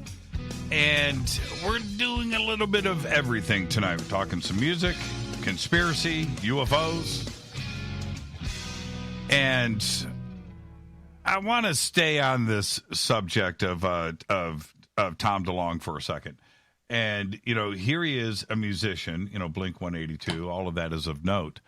But he nearly single-handedly with a To the Stars brought the subject of UFOs into the mainstream. Suddenly, you know, we've got Tucker Carlson and Fox, the president, the Senate.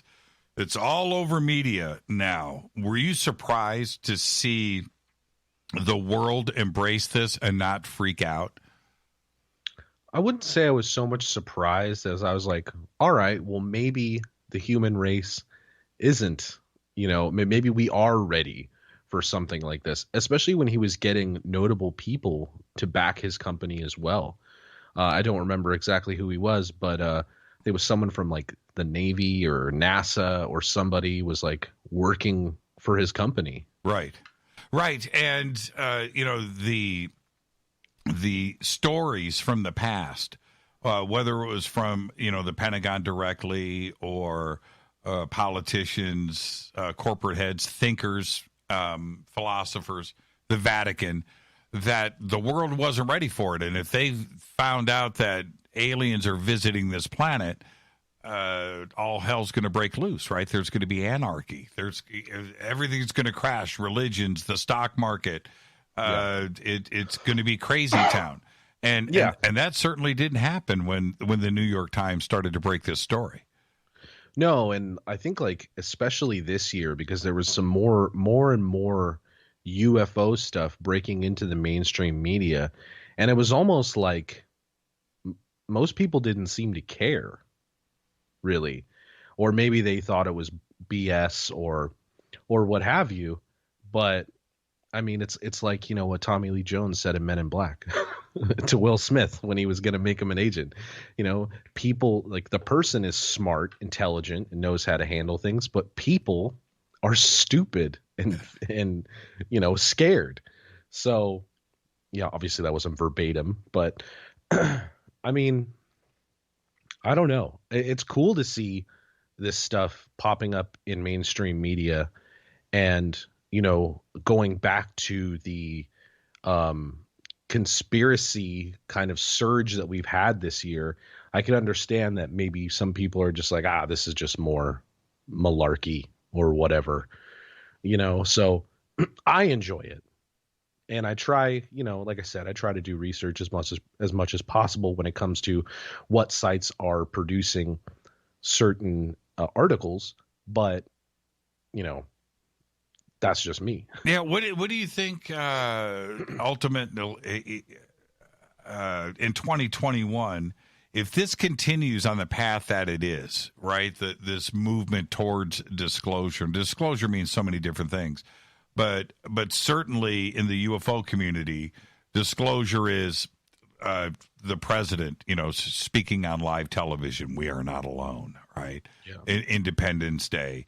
Do you think that that's a possibility for 2021? Do you think that this is going to continue to move in that direction now that conspiracy is completely out of the closet now and in the mainstream?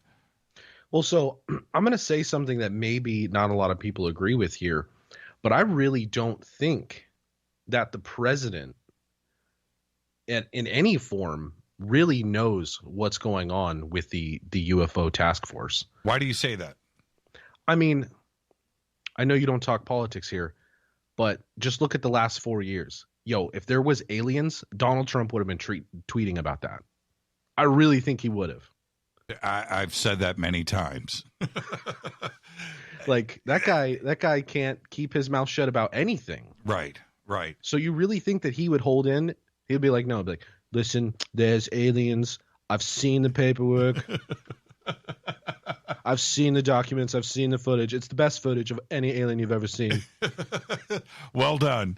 And there is, we don't do politics, but there is the elephant in the room, right? There's 50 days left in Trump's administration, allegedly. We'll see what happens. December 14th, when the Electoral College, all those votes are counted, you know? Yeah, right.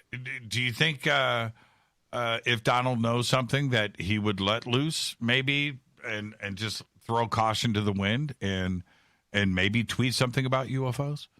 I mean, I don't know what his daily vitamin cocktail is, but he has always been kind of and this is all politics aside. He's always been kind of a manic tweeter. I really think if he knew, like, December 14th, we'll all know what it is. We're not going to get into any of that. But I think December 15th, if it turns out that, you know, the new president-elect is Joe Biden, you know, he might. I don't know. But I'm not really sure. I would think probably, just because of all the stuff that we've all seen over the last 4 years, that he might just go out, use that at POTUS on Twitter just one last time and get real cray with it, you know? Yeah. Let Biden deal with this. That would be hilarious. Yes. And sad at the same time. And cool at the same time. You know, that's if he waits until, like, you know, December 13th, 14th, where they're like, listen, Don, I'm sorry, you're not going to be the president anymore. And he's just like, just starts going on an all-out rampage on Twitter and starts revealing government secrets. 2 a.m. Yeah, 2 a.m. for the Oval Office. String of tweets. I could see it happening. I could too. And this is the thing, that when we talk about conspiracy theory, which I enjoy, and I enjoy the research, I keep myself sane. I know that you heard my opening statements. I keep myself sane by not going all in. I just don't do it. Same. You have to operate that way. But the last 4 years, I had said, do we really want... It's like this. The disclosure movement wants and believes and just prays and hopes for the day that this is all openly discussed in the Senate and Congress, from the Oval Office, from the Pentagon, the military. Let's just get this all out there because they have lives invested, right? 30 years, 40 years into this subject of ridicule and tinfoil hats, and we're the crazy ones, where finally they can get some relief in the pressure, right? And have this stuff discussed out in the open. I said the opposite. I don't really know if that's what we want out of Washington. Whether it's the White House or the Pentagon. Do we really want this stuff openly discussed? I'm not so sure because I believe that there are people in the Pentagon, in the military industrial complex that believe in conspiracies just like we do. Right? Oh, of course. Right? I know somebody who works for the DOD. And there are certain things that he believes in that are, working for the Department of Defense. You probably shouldn't. You guys can't see it, but Kyle's laughing as he says. But that's exactly my point, right? Yeah. These are the people that are in control of our defenses, right? Nuclear missiles, fleets of jets. Is that a zone where we need to go into? I'm not so sure. No, and then we're going to be voting on, each state's going to be voting on, all right, who's going to send the nuke up to that spaceship this year? You know what I mean? Like, I don't know. Like, I'm cool with it being how it is, kind of like low key underground. And honestly, I'll take an old school tinfoil hat over any of the new school tinfoil hats any day. You know what I mean? I do. I'm right there with you. I like our conspiracies kept to us. But and I'll tell you why. We in the conspiracy theory community know how to deal with it. Yeah. Right? We know how to deal with it. We've been dealing with it forever.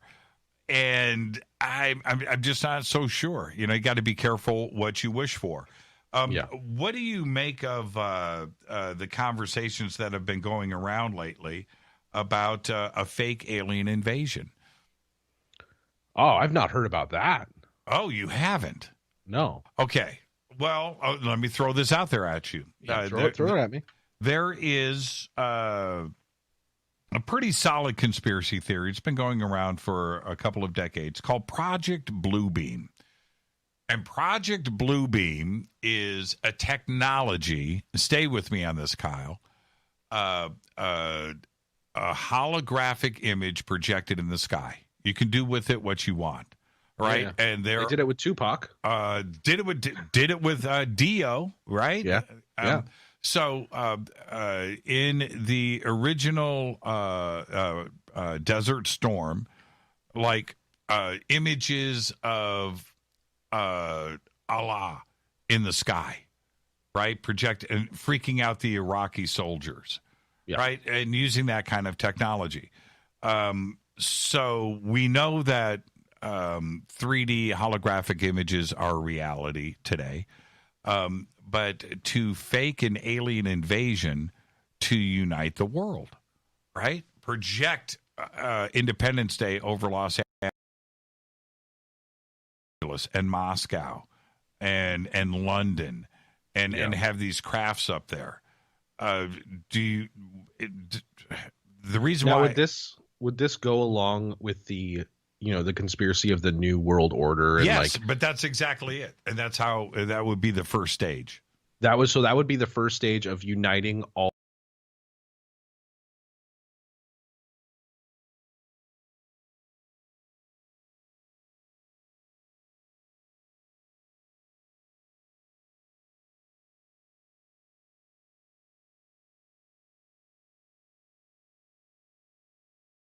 I mean, I really think that if they were going to fake an alien invasion, I really think a virus, and everybody bought all the toilet paper. Right. If MFers start seeing alien battles in the sky, like that will not be good. We saw how people handled a virus in the beginning when they're like, all right, we're going to lock down. All the canned food was gone. You couldn't buy a gun for 4 months. You still can't buy ammo. Not in Los Angeles. No. Not in Los Angeles. I mean, I really think that would do a lot more harm than good. And there will be many, many, many casualties brought on by a holographic image. I'm not too sure. Like, that's definitely one thing that I'm just like, I don't know. And I think that this is the point where I start to think about the suggestions of a fake alien invasion and the Tic Tac videos. Suddenly the Pentagon and the Senate are talking UFOs. That is there a chance that the government knows that something is about to happen, that they know somebody is on their way to Earth, something that is out of their control? Well, I mean, there are multiple different ways you can look at this. There can be the task force that maybe they've already come into contact with another species. There's the breakaway civilization theory that, humans from hundreds of thousands of years ago broke away, flew into space because they were just as technologically advanced as we were, if not more, and have come back in trying times to try to help us, to try to make the Earth better. I mean, I'm not too sure. I mean, I think if something was going to happen, we and anybody affiliated with the government, I don't think that they would know. I don't think it would be like a movie where it's just like, you have 1 hour to give us what we want, or we're going to destroy your planet. I think if they wanted to come in and destroy the planet, they would have already. Yeah, they would have taken it over. Or maybe that's exactly what happened, and that's why we're living in a simulation. You know what I mean? Like, it could be that too. And we're, it's kind of like the Matrix. Like, we're powering the world that the aliens have taken over. And we have, we're going to go right back to that thought. Let's table that for a second. In the media, it's not just UFOs, right? We have fast radio burst, right, that we're detecting, new exoplanets every single day. We've got asteroid flybys. We've got all of this suggestion about what is going on out there in the universe, and it has been constant over the last couple of years. This has been spoon-fed out into the public. Is it to acclimate us to alien contact? I mean, I think, the way to do it would be to drip feed everybody small bits of information here or there. And then, like, you saw how people reacted to, any major UFO news this year. It was kind of just like, unless you're really into it, it was kind of just like, meh. So the drip feed you little bits and bits and bits, drop something big, see what the reaction is. Oh, no one's panicking. No one's doing drip, drip, drip, something. And then, who knows, next year we could get something much bigger, and then they can gauge the reaction of the people from that. And I mean, it definitely seems plausible that they are just kind of, just giving us the dripper, and or we haven't had contact. It's one of those things, But I think if there was going to be a detrimental alien attack, it would have happened, or we would never actually know about it. Now, okay, so let's go back to those videos, those 3 videos. What was your reaction when you first saw them? Did you see UFOs or did you not? What, the Tic Tac video? Yes. I mean, I've never seen anything move like that. I mean, you're going from like just above sea level to where fighter jets are flying within seconds. It wasn't picked up by any of the radar. I mean, it was, but the movements weren't. Right. It was moving so fast that in the time that it takes the radar to spin all the way around, it couldn't pick up its movements from there. And I mean, it looks funny. It might not be what we think an alien spacecraft looks like, but it could have been a type of reconnaissance ship. It doesn't have to be a big battle alien ship because, people can see those. I mean, unless, you go based on the fact that they have camouflaging techniques and what have you. But if they were just coming down to look at stuff, I mean, I don't think you'd have to bring a big ship. No, look, and that's one of the best points. It could, and it might not even have been manned. We have drones. That could have been a space drone. We're flying stuff to Mars and Jupiter and Saturn all the time, right? Yeah. Probes and landing stuff and checking out the planet. Yeah. Certainly that would be the best and most efficient way for ET to be checking out Earth. It doesn't have to be piloted by little green men necessarily, does it? No, it could have been a reconnaissance drone. And I mean, the way it moved similarly to how our drones move, up and down, left and right. It didn't move like a spaceship or like an aircraft. Would you be okay if it was revealed that it was our technology, not necessarily the United States, could have been, being tested on our own Navy? Maybe would you be surprised if it was the Russians or the Chinese invading our airspace? That would be definitely concerning because, with Russia and China, I know we're not in the best of standings. They're not our allies. But I think if it came to find out that those Tic Tacs were Russian, China, any other country that was invading our airspace to see if they could fool our Navy into thinking that it was something else. Mm-hmm. I mean, you might as well just sign that World War III document right there. You know what that's I mean? Right. Would that be scarier than UFOs? Right. Nuclear holocaust scares me more than UFOs. Yeah, that's exactly the point. If it came to that, I want it to be alien. And I still do. I mean, I really do. I'm just not so sure what my eyes are seeing. What I do find interesting here is that there seems to be, or was, a certain amount of cooperation between the Pentagon and Tom DeLonge and his company. And why do it, and why do it now? Do you ever ask yourself that question? Not really, just because there's always been those kind of throughout the years, every now and again you'll hear something like, oh, there was the the Phoenix Lights, that was kind of a big news story that wasn't really shoved under the carpet. I mean, I don't know. And I mean, all the testimonies from the pilots that saw the Tic Tac, I think his name is Lieutenant Faber. Yeah, Fravor. I'm sorry. Yeah, Dave Fravor. I mean, that's a guy who's been in the military a long time. Those guys get psych evals. Those guys get tests all the time, especially being a pilot. You know what I mean? Landing on an aircraft carrier. Exactly. Yes. Like, yo. Right. So, I mean, I kind of just take it. I take it at more than face value, but I kind of file it into the documents of how I believe Bob Lazar. I believe Lieutenant Fravor. You know what I mean? And I don't know. Now, you're from the Valley. Yeah. Born and raised in Burbank. Born and raised in Burbank. Same hospital that our daughters was born at, St. Joe. Right across the street from Johnny Carson. You know what I mean? You know what? That is one of the trippiest things.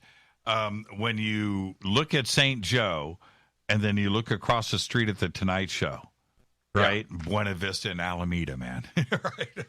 So, but did you know that Bob Lazar is from the Valley?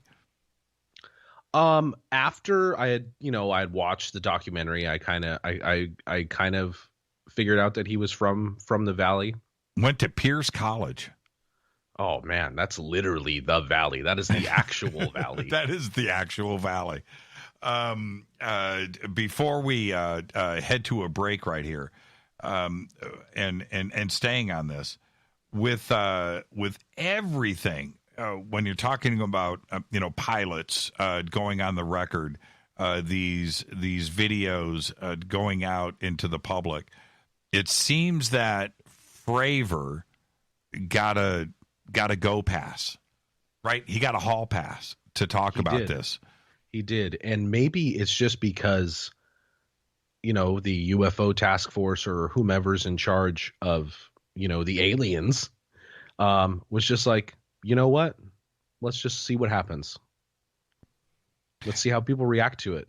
And are the people ready for it? Right, because Tucker Carlson, and I've got to give him a lot of credit for this, took it upon himself to speak about this on the biggest, nightly news show in the world, right? Yeah. And to take it on there and knowing that he's going to face from his peers that UFO ridicule. That's the one thing you don't talk about. Right? Yeah. You don't do that. But he chose to do that. And there wasn't the backlash that I think most people expected. Well, so when did Tucker Carlson do this? 2 years. This year? Yeah, 3 years ago. When the New York Times broke the story, he decided at that point to run with it. Oh, okay. And he's on Fox News, right? Yes. Yeah, okay. For now. Why I listen, we all kind of know, I'm glad he ran with it. But I know there are so many people who just believe that anything that comes from Fox News is BS. Or any mainstream. But I know that there is a large group of people who are just like, nah, turn off Fox News. You know what I mean? Right. I've been hearing that my entire life, and seeing posters around Burbank. There's a sign when you're on Magnolia that says turn off Fox News. Yes. When I was going to school, I got about 60 seconds for broadcasting, and one of our instructors was from CNN. And so I said to him, hey, you got a story, a UFO story. This is 10, 15 years ago. I said, you got a UFO story, and you take it to your news director. He goes, no, I wouldn't. I said, yeah, but you got this UFO story. He goes, no, man, no UFOs. No UFOs. You just don't do it if you want to have a career in journalism. And I was just blown away by that. Yeah. And he shut me down. And George Norrie made a career out of it. So, well, yeah. There is this unspoken rule, and I've heard all of the top broadcasters speak about this. If you want to kill your career in radio or television, talk about UFOs. And it's I'm not the only one that has said this, right? It's just out there. And Tucker decided, you know what? No, I feel that this is important. And not since Larry King has there been somebody in mainstream. There's myself, right? Yeah. Out there on Coast. There's George Norrie, and that's it, right? I mean, it's and I don't care anymore, and I let that go a long time ago, Kyle. I let it go, and I decided that the UFO community needed to have somebody out there in the mainstream that would absolutely speak about these things. I've seen stuff, and I know how crazy it makes me sound, but that's it. And I decided a long time ago to do that. Now, when we come back, we're going to take our break right here. And when we come back, we're going to talk about Bigfoot. Got to do it. And you and I are on the same page, but I want to push this just a little bit. Our guest tonight, Kyle Konkiel of Bad Wolves. We'll be right back after this short break. Stay with us.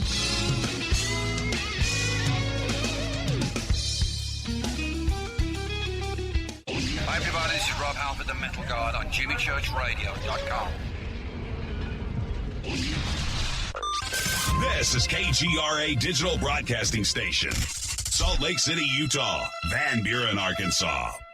Why is it we're not very good with our health regimen until it's too late? We don't put oil in the car until the engine blows up. When the body's out of balance, your health is not so good. Give your body some love. Log on to GetTheT.com. That's GetTheT.com. Try our Life Change Tea, which cleanses you from harmful intruders. A clean colon is one of the ways to bring the body in balance. We also carry organic supplements to help you get where you need to go. So do your body a favor. Log on to getthetea.com. That's getthetea.com. You can even visit our sales page to save some dough. Does anybody call money dough anymore? Anyway, if you're looking for short, helpful health tips, go to YouTube and punch in Health Matters Now. That's Health Matters Now. So, log on to getthetea.com, shop, get balanced, then learn some cool tips at Health Matters Now. You'll be glad you did. That's getthetea.com. Your contact for current news and trending topics. KGRAradio.com.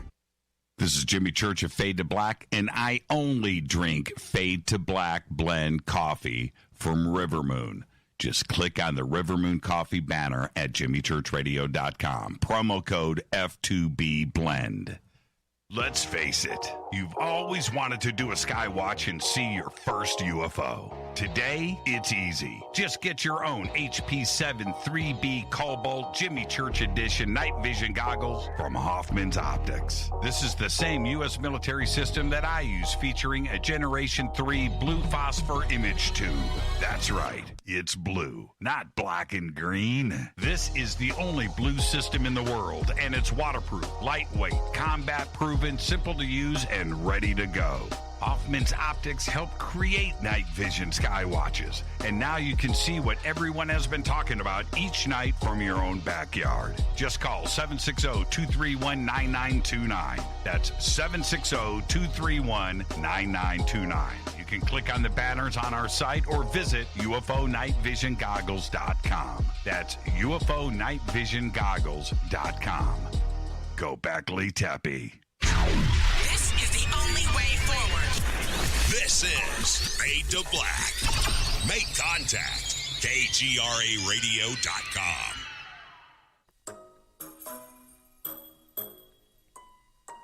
When you're in the house for longer periods of time, you can see them flying or running across the floor. Ooh, yuck. They're unhealthy, gross, and disgusting. Bugs. I loathe bugs. We keep a clean home, but occasionally bugs show up. Well, I found something that is tougher than bugs. Orange Guard. On contact, it kills hidden bugs, including ants, roaches, and fleas. Plus, Orange Guard is a residual repellent. All of the ingredients of Orange Guard are on the FDA generally recognized as safe list. Orange Guard may be used around food, humans, and pets. It comes with a 30-day money-back guarantee. Orange Guard. Available at orangeguard.com, Whole Foods, and Ace Hardware. Telepath is a weekly digital newsletter filled with the latest paranormal news, trending topics, and fresh articles from some of the most popular critical thinkers in the community today. Stay informed on your favorite paranormal podcasts and live streaming talk shows. Interact with the Telepath and upload your paranormal story or pics. It could be featured in an upcoming edition. Sign up right now for the free Telepath newsletter at paranormal.radio. That's paranormal.radio.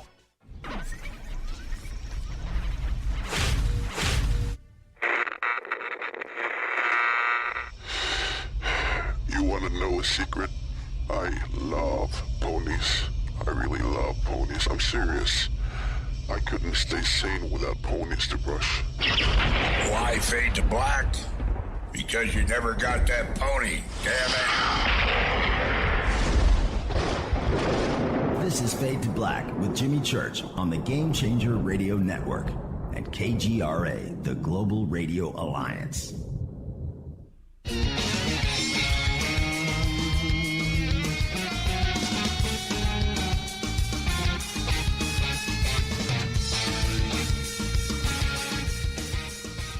Welcome back. Fade to Black. I am your host, Jimmy Church. Tonight, our guest is Kyle Konkiel of Bad Wolves. And before we get back to the conversation, I want to tell everybody about Virtual Shield VPN because I run a lot of computers in here. I have 6 that runs the show each night. And I I surf the net anonymously. I do it securely. Last year, over 100 trillion pieces of personal data were shared, sold, traded. Your data. All right, you need to know that. Taken from like a website that you are on right now as you are listening to this show. You've got to do what I do. I don't like being spied on. I don't like being spied on by anybody, advertisers. I just don't want it to happen, which is why I use Virtual Shield. All right, now if you want to browse the internet anonymously and securely like I do, please visit virtualshield.com/fade to black. You can go over to the website. There are links there. You can click and head over. You can also click on the link in the description box below this video right now. And when you do, you can get Virtual Shield VPN for free today. So go check it out. Click on the links right there. All right. Our guest tonight, Kyle Konkiel. And Kyle, I want to talk about Bigfoot for a second. What do you think? Now, when I was growing up, I was like, oh, yeah. I mean, I grew up watching like Harry and the Hendersons and, the legendary Bigfoot footage that was, shown. And my stepdad was really into it. And he was like, yo, there's Bigfoot out there. But as I've gotten older, I really don't think that there is something living in the Pacific Northwest or British Columbia that, maybe Canada, because there's only like 100 miles from the American border up in Canada that's inhabitable.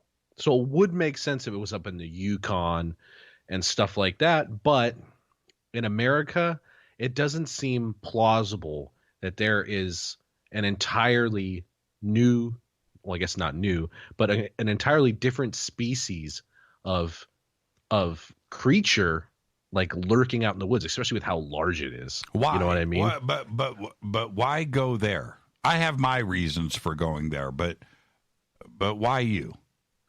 I really feel like in America, first of all, I just don't think something that big can be that fast. Like they're basically putting like the abilities of like the Incredible Hulk on Bigfoot where he can just disappear. Like, I don't think something that big is that agile, first of all. And there would be, fecal matter left behind. You would still be seeing large footprints. There's been a decent amount of footprints, but it could have been, what's that thing called it's the big monkey man. I forget what it's called. A Yeti? No, it was like an actual thing that lived like 100,000 years ago. Or something. Cro-Magnon. It was like something Opithecus. I can't remember. Okay. But it was a large Neanderthal. You just said it. Gorilla type thing that was large. It was like 10 feet tall, 20 feet tall. Right. The Australopithecus or whatever it's called. Anyways, I just don't think in modern day America anything like that would be able to hide. I know plenty of guys who go out and hunt and explore all these woods. There's guys like Adam Greenfield who go out there for months at a time and they've never seen anything like that. Now, it would make more sense to me if, like I said, it was in northern Canada where it's super uninhabitable. You can't live there. That, I think, would make more sense. Now, you've been on tour. Yeah. You've driven, and I know what it's like to be on tour in a tour bus, and you're just driving for hours and hours and hours, and you're looking out the window. I just, a few months ago, I drove in my Jeep. I went from Los Angeles to the Canadian border and back. And driving on these highways through the redwoods and through these mountains, looking at miles and miles and miles and miles of forest, covered in these redwoods. You're looking out, and I can't help but think to myself, no human has ever been in there. It's right. There's no way that anybody's ever walked through that ever. With all the population of LA and New York, and you think of these concrete jungles that we live in here. But when you get up into Northern California through Oregon and up into Washington, you're driving through these areas where anything could be living in there. I mean, yeah. I mean, I've driven through the Siskiyous, and which is just north of Redding, California, and you go up and you go down, and it's literally just forest for ever as far as the eye can see. Right. But I mean, there's locals to that area, and I'm sure there's a lot of hunters up there. I know that they have a big archery tournament in Redding, California every year where you got to shoot the Bigfoot, which is a big, tall, like foam Bigfoot that they have there. Right. But I mean, I don't know. I feel like if there were big feet, would that be the way to? That's the way to say it. If there were big feet, they have definitely migrated north to where that they know that there is no human population. I'm on the fence, and I'm on the fence for a lot of different reasons. One, we haven't found a corpse, right? Yeah, that's another one. Yeah, you'd think somebody would have hit one with a car, right? We hit deer all day long. Millions of deer every rut. It's a tragedy. They need our donations now.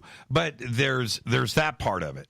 And then I saw, this is about 3 years ago, and I was with a couple hundred people actually, and we're having a conference up in Washington, and I see for the first time my first set of Bigfoot prints, and that were discovered by these kids that were there, and they pulled me over. Jimmy, you want to see a Bigfoot print? I'm like, oh, come on, man.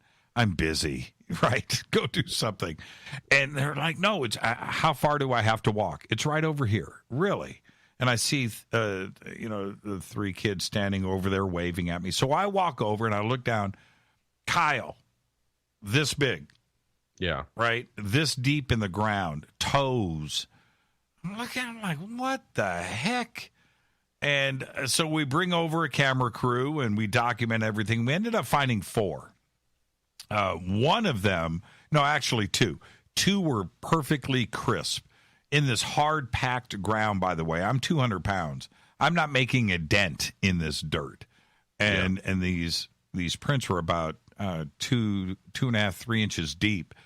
Now, I stepped back and I thought, okay, either this was hoaxed, right? Somebody did this for us to discover, or they're real. But I was perplexed. Now, did you...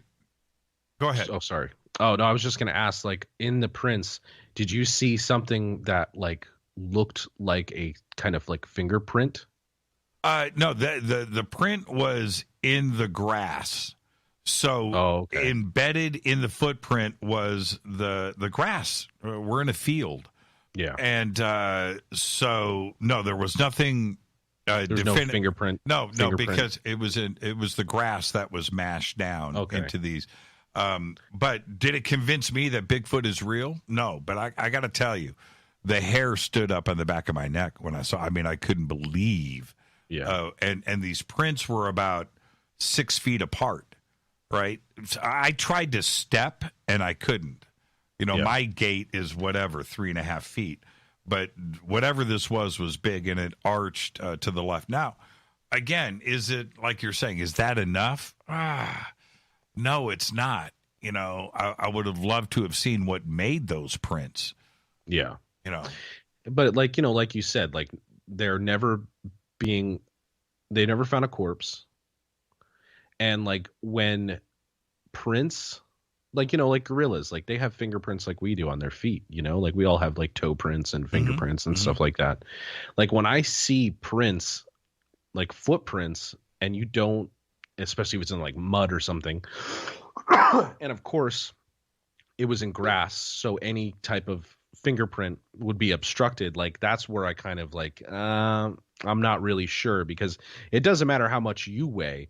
you could easily make something and have two big dudes sledgehammer that thing into the ground to make those prints. Yes. You know what I mean? Yeah, and it would have had to have been done in the mud. The ground was too hard packed at that point, unless this thing was, 15 tons. But what about the interdimensional aspect of it, where maybe Bigfoot is just visiting, right? And coming from another parallel world or another dimension. Maybe it's a UFO, but that's why we haven't found a corpse. Yeah. Because there's an interdimensional aspect to Bigfoot. And I'm more okay with that than I am, like you're saying, as some species that is just, hiding from us. Yeah. I mean, even that, I think for me is a stretch. Like when it comes to, like, I believe that there are parallel universes, but I really don't think that there is a way to tread between them. Like maybe, deja vu is kind of like our glimpse into the parallel universe, or, I mean, I just think it would literally mess up the time-space continuum if you had, like, the Jimmy Church from this parallel universe crossing into our parallel universe. You can't handle two of the same beings that are occupying the same space at the same time. God, what was that movie when they were in space and they traveled? Oh, the Cloverfield Paradox. Oh yeah, that's a great movie, actually. Yeah, they kind of delve with that. They, when they were going to, power up their device, and it shot them through to a parallel universe where everything was different, and then people started like melting into the ship. Right. I don't know. Like, I really think that, maybe because, Bigfoot doesn't exist in our plane, that if they were able to travel between parallel universes or what have you, that would make more sense. But like you said, not getting corpses. There was that whole thing with the original Bigfoot footage from the 60s that, like, people say, oh, it's so grainy, but I saw the zipper. And then there was the guy who's like, no, that was me in the suit. I don't know. I would definitely have to, for me to be more of a believer, I would definitely have to come in contact with something that was just a little bit more rock solid. I mean, don't get me wrong. I'm sure I would have been just as in awe as you were when you saw those prints in the ground. I probably would have pooed my pants. I almost lost my mind. I was confused. And the reason for that is because I'm trying to think logically here.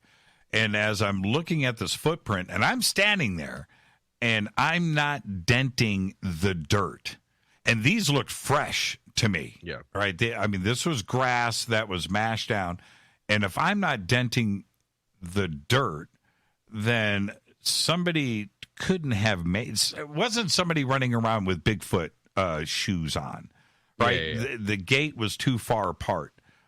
So, and I'm just trying to rationalize and trying to figure all of this out. I'm trying to debunk it. But the thing that was messing with my head was I was standing right there, and I was not denting anything. I wasn't going into the dirt this much. Yeah. Right? An eighth of an inch, let alone this print as I'm sticking my finger down in it on video. And it's going, my whole finger is going to the bottom of the footprint. What made this? Yeah. You know? Like I said, the only thing I can really think of is, I know it rains a lot in Washington State, and maybe it could have been used with some sort of mold. I don't know. I'm with you on all of this. It was pretty amazing for me to see. Now, let me look at the clock. We've only got a few minutes left. You want to do some overtime? Do you have anything? Do you have anything? You got nothing going on tomorrow? You don't have to get up early no. For band practice or anything? Nah, I'm doing a Twitch stream tomorrow, but that's not till the afternoon. Yeah, right on. Is that time travel? this is another aspect of I study physics a lot, and the references to the possibility of time travel being real or not is pretty fascinating to me. Is this something that you've looked into? A little bit, and it's like I really feel I'm one of those people that if time travel is possible, I don't think it would work the way that it does in the movies. You know what I mean? Because sharing the same space, occupying the same space as your past self, I think it might work in the way of consciousness. I'm not sure, but how could you? And again, there might be someone who can actually answer this. Like, how could I occupy the same space as myself? Stand there and look at yourself physically. Yeah. I mean, that to me is just like the world's going to implode or something, you know? So maybe you're going back in time via your consciousness makes more sense. To observe. Yeah. Not to interact. Yeah. Or maybe, I mean, I really don't know, because there's a whole bunch of different, ways that it's been portrayed through popular, pop culture and media over the last, 40, 50 years? Right. H.G. Wells, The Time Machine. Yeah. Right. Yeah. So, I mean, but then again, I could be completely wrong, because maybe we haven't seen any time travelers yet, because I mean, no one wants to come to 2020, but maybe it just opens up to another plane of existence. So it's like we're living this straight line. Someone in our future timeline invents time travel, goes back to their past that they know, but then that creates a separate timeline with a separate future. So that future that you go, like when you go back, that future that you go back into when you return isn't on the same timeline as your original jumping point. Right. Does that make any sense? No, it does. 100%. And then each time that you do that, it's just going to branch out into different lines here and there. How would you, and I've always found that so fascinating, how would you, if you did that, get back to where you were originally? I don't think you could. Right. I think if you're messing with, but then again, I'm contradicting myself, because if I'm going back in time from, say, like right now, and I go back in time 10 years, and I create another timeline, the original timeline that I left from is now sans Kyle. That's right. You're not so there. Right. Yeah, I'm not there. So would you just cease to exist in that timeline? Yeah, the band's like, where's Kyle? Right? You're just like gone. Yeah. So I mean, I don't know. I guess there would have to be some sort of way to be cohesive to where you can. I time traveled. I left at 9:22 p.m. I got to come back at 9:22 p.m. So maybe there could be certain, rules, and I would make sense. Like, you need to come back the exact same time that you left, or else a wormhole happens, which is fine. If you're time traveling and you have the ability to go back and do that, you should be able to pick the time that you come back. Or it's just like, oh, hey, I can time travel to a specific day, but not at a specific time. So if you're like, I got to go from, December 2nd, 2010, I got to leave at 9:22 p.m. or the timeline's messed up. Or the time's and not only is it messed up, but the universe, and this is something that can't be messed with, the universe has a certain amount of particles and atoms and gases and things, right? It's set in stone. There is no increase or decrease. Nothing is created new, right? It's only made with previous stardust, right? You are made of stardust, right? You are not made of new stuff, right? You are old stuff. I'm breathing the air that the dinosaurs breathed. It's the same air, right? There's nothing new and created. And so if you take yourself out of this timeline and move those particles to somewhere else and are now adding particles, right? And adding things, you're right. I think things would implode, right? You're now upsetting the balance of nature. You're upsetting the balance of the universe. And that would make that type of physical time travel probably impossible. Yeah. It would have so to that's why that's why I feel like the one thing that makes sense would be to be able to time travel via consciousness. Like, the old saying, like, I wish I knew then what I know now. Maybe you can make that possible in the future. You know what I mean? Because then you're not adding anything to the atoms. You're literally time traveling through your life. Right. What do you do? If you could go back, how old were you when you started playing bass? Well, I started playing guitar when I was 10 years old, and I messed around on bass a little bit when I was 13 and 14, but I didn't actually really pick up like the bass as my predominant instrument until I was about 18. So what do you do if you could go back to your 13-year-old bass playing self? What secret do you give? What musical secret do you give to yourself?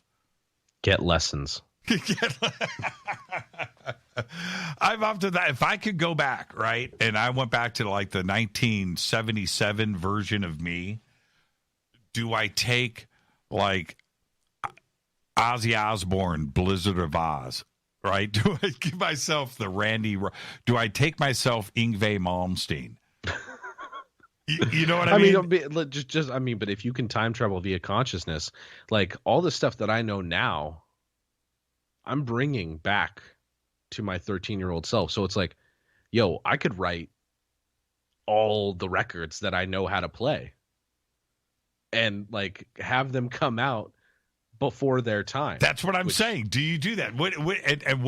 Because I think like if I were to come out with like, what's a really good, like if I were to like invent a genre at 13, like it might not hit the same that it did when it was a popular genre in my 20s, Right.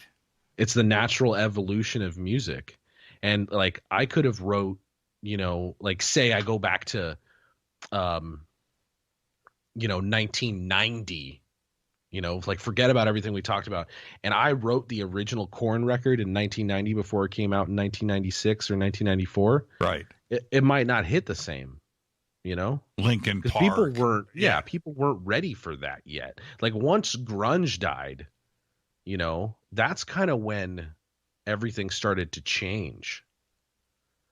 And so I think if I were to go back and try to completely steal somebody's music to try to financially benefit myself, I really think it would have the literal opposite effect, because there's like a bridge that you're not getting.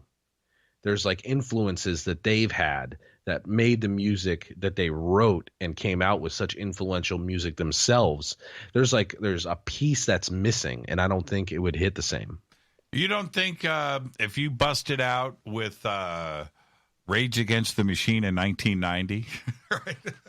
You know what I mean? And that would have caught? No, because I think in the time, because Rage Against the Machine only played like one show, I think, before they were signed. It was ridiculous. But there was a lot of stuff going on around that time. There was like, the Rodney King, there was all this political stuff going on. There was a whole bunch. It was like a political revolution. And then here comes this band, and many people may not realize like how much they were politically affiliated, but there was an attitude that came into writing those songs that were based off of their experiences and the stuff that was happening in that present time that I don't think that you could replicate. Even if you played those songs note for note, sang them note for note, I don't think it would come across the same. You don't think so? You're probably right there. And thank you for making me feel a little bit dumber than I thought I was being kind of smart. And the reason why I say it like I do is there were a few things. I'm literally 30 seconds past my commercial break. I'm letting the network know. I'll take my break in 30 seconds. That there were a few things that broke out that were timeless. Rage Against the Machine today is fresh to me, right? Yeah. I listened to it today, and it sounds as fresh as it did in 1995 when my mind was blown. Corrosion of Conformity, and the things that were happening back then. I listened to them today, and I feel like they could have been released today. Pantera still has that same effect on me. I mean, Pantera was around a long time before Cowboys of Hell came out. Not a lot of people know that. That's right. They had Black Magic. Yes. They were doing they tried a whole bunch of different styles before they were just like, you know what? Let's just do what we like. Right. Let's not try to be like Skid Row or Motley Crue. Let's do what feels good to us. And we got that timeless album, Cowboys from Hell. It's still today one of the greatest albums in the history of everything. Let's take our quick break. We're going to do some overtime. Kyle Konkiel is here, Bad Wolves bassist. I am your host, Jimmy Church. Stay right there. We're doing overtime next after this short break on the Game Changer Network and KGRA, The Planet. You can follow me at Church Radio on Twitter. You can follow Kyle at KS Konkiel. We've got it all up in the Twitter feed right in front of me. We'll be right back after this short break. Stay with us.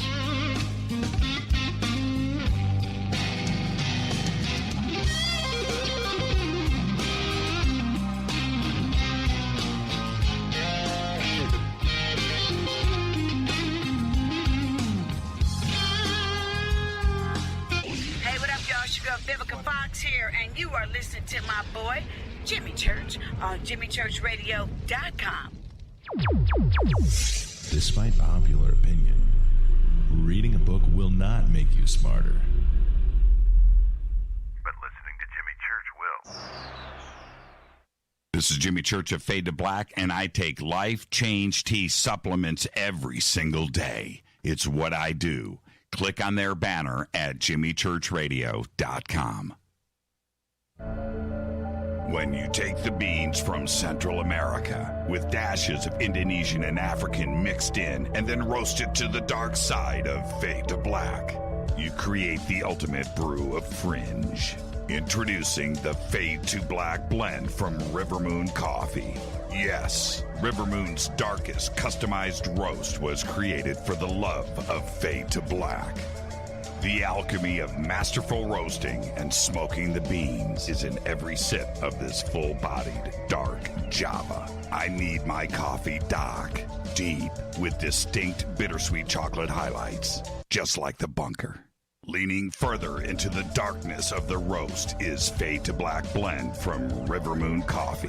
Just click on the banner at JimmyChurchRadio.com and use the promo code F2BBLEND for 15% off of your order today. Go Beckley Teppy. Hello, my name is Billy Carson, and I am a best-selling author and the founder of ForbiddenKnowledge.tv. Together with my team, we have built an all-new conscious streaming TV platform designed with every family member in mind. If you have ever wanted to travel the world and attend lectures and workshops from your favorite speakers but weren't able to, look no further. ForbiddenKnowledge.tv. There are dozens of workshops and lectures from speakers you know and love. We have also included amazing categories to assure that your consciousness is entertained and elevating on a daily basis. Amazing interviews, ancient history, ascension knowledge, wisdom teachings, documentaries, conspiracies, mysteries, health and fitness, conscious cooking, meditations, finance, yoga, and so much more. To start your free trial on any mobile device or computer, surf to ForbiddenKnowledge.tv. That's Forbidden Knowledge with the number 4, ForbiddenKnowledge.tv. Again, visit ForbiddenKnowledge.tv today. The older we get, the more important it is to stay active and healthy. I exercise regularly, eat right, but recently some new aches and pains have really put a cramp in my routine. A good friend recently told me about Angioprim. She said Angioprim is the original liquid oral chelation supplement, helping people since 2003. Chelation helps remove toxins, heavy metals, calcium, and cholesterol in veins and arteries that may cause blockages and lead to unexplained pain. Research shows the active ingredient in Angioprim has superior oral chelation action that may help promote good cardiovascular health. After a few weeks of taking Angioprim, my pain was gone. Now I'm back and more physically active than ever. Find out more. Go to angioprim.com, ANGIOPRIM.com, or talk to a trained consultant. Call Angioprim right now, 954-882-7221. That's 954-882-7221. Are you intrigued by Paranormal Talk Radio? You'll love the new Paranormal Radio app from TalkStream Live. You'll find a great selection of talk shows covering UFOs, ghosts, strange phenomena, and much more. Download the Paranormal Radio app now and start listening to the very best in paranormal talk entertainment, including the network you're listening to right now, the Paranormal Radio app, free in Google Play and the iOS App Store. This is Kristen, Erica, Brittany, Gabby, and you're listening to JimmyChurchRadio.com. It's not a lifestyle we chose. We were born this way. KGRARadio.com.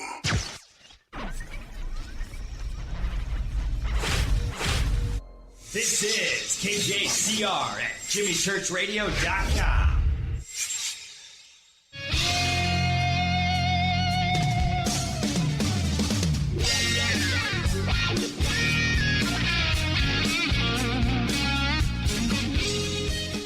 Welcome back, Fade to Black. I'm your host, Jimmy Church. Heading into overtime, Kyle Konkiel of Bad Wolves, the bassist, is with us tonight.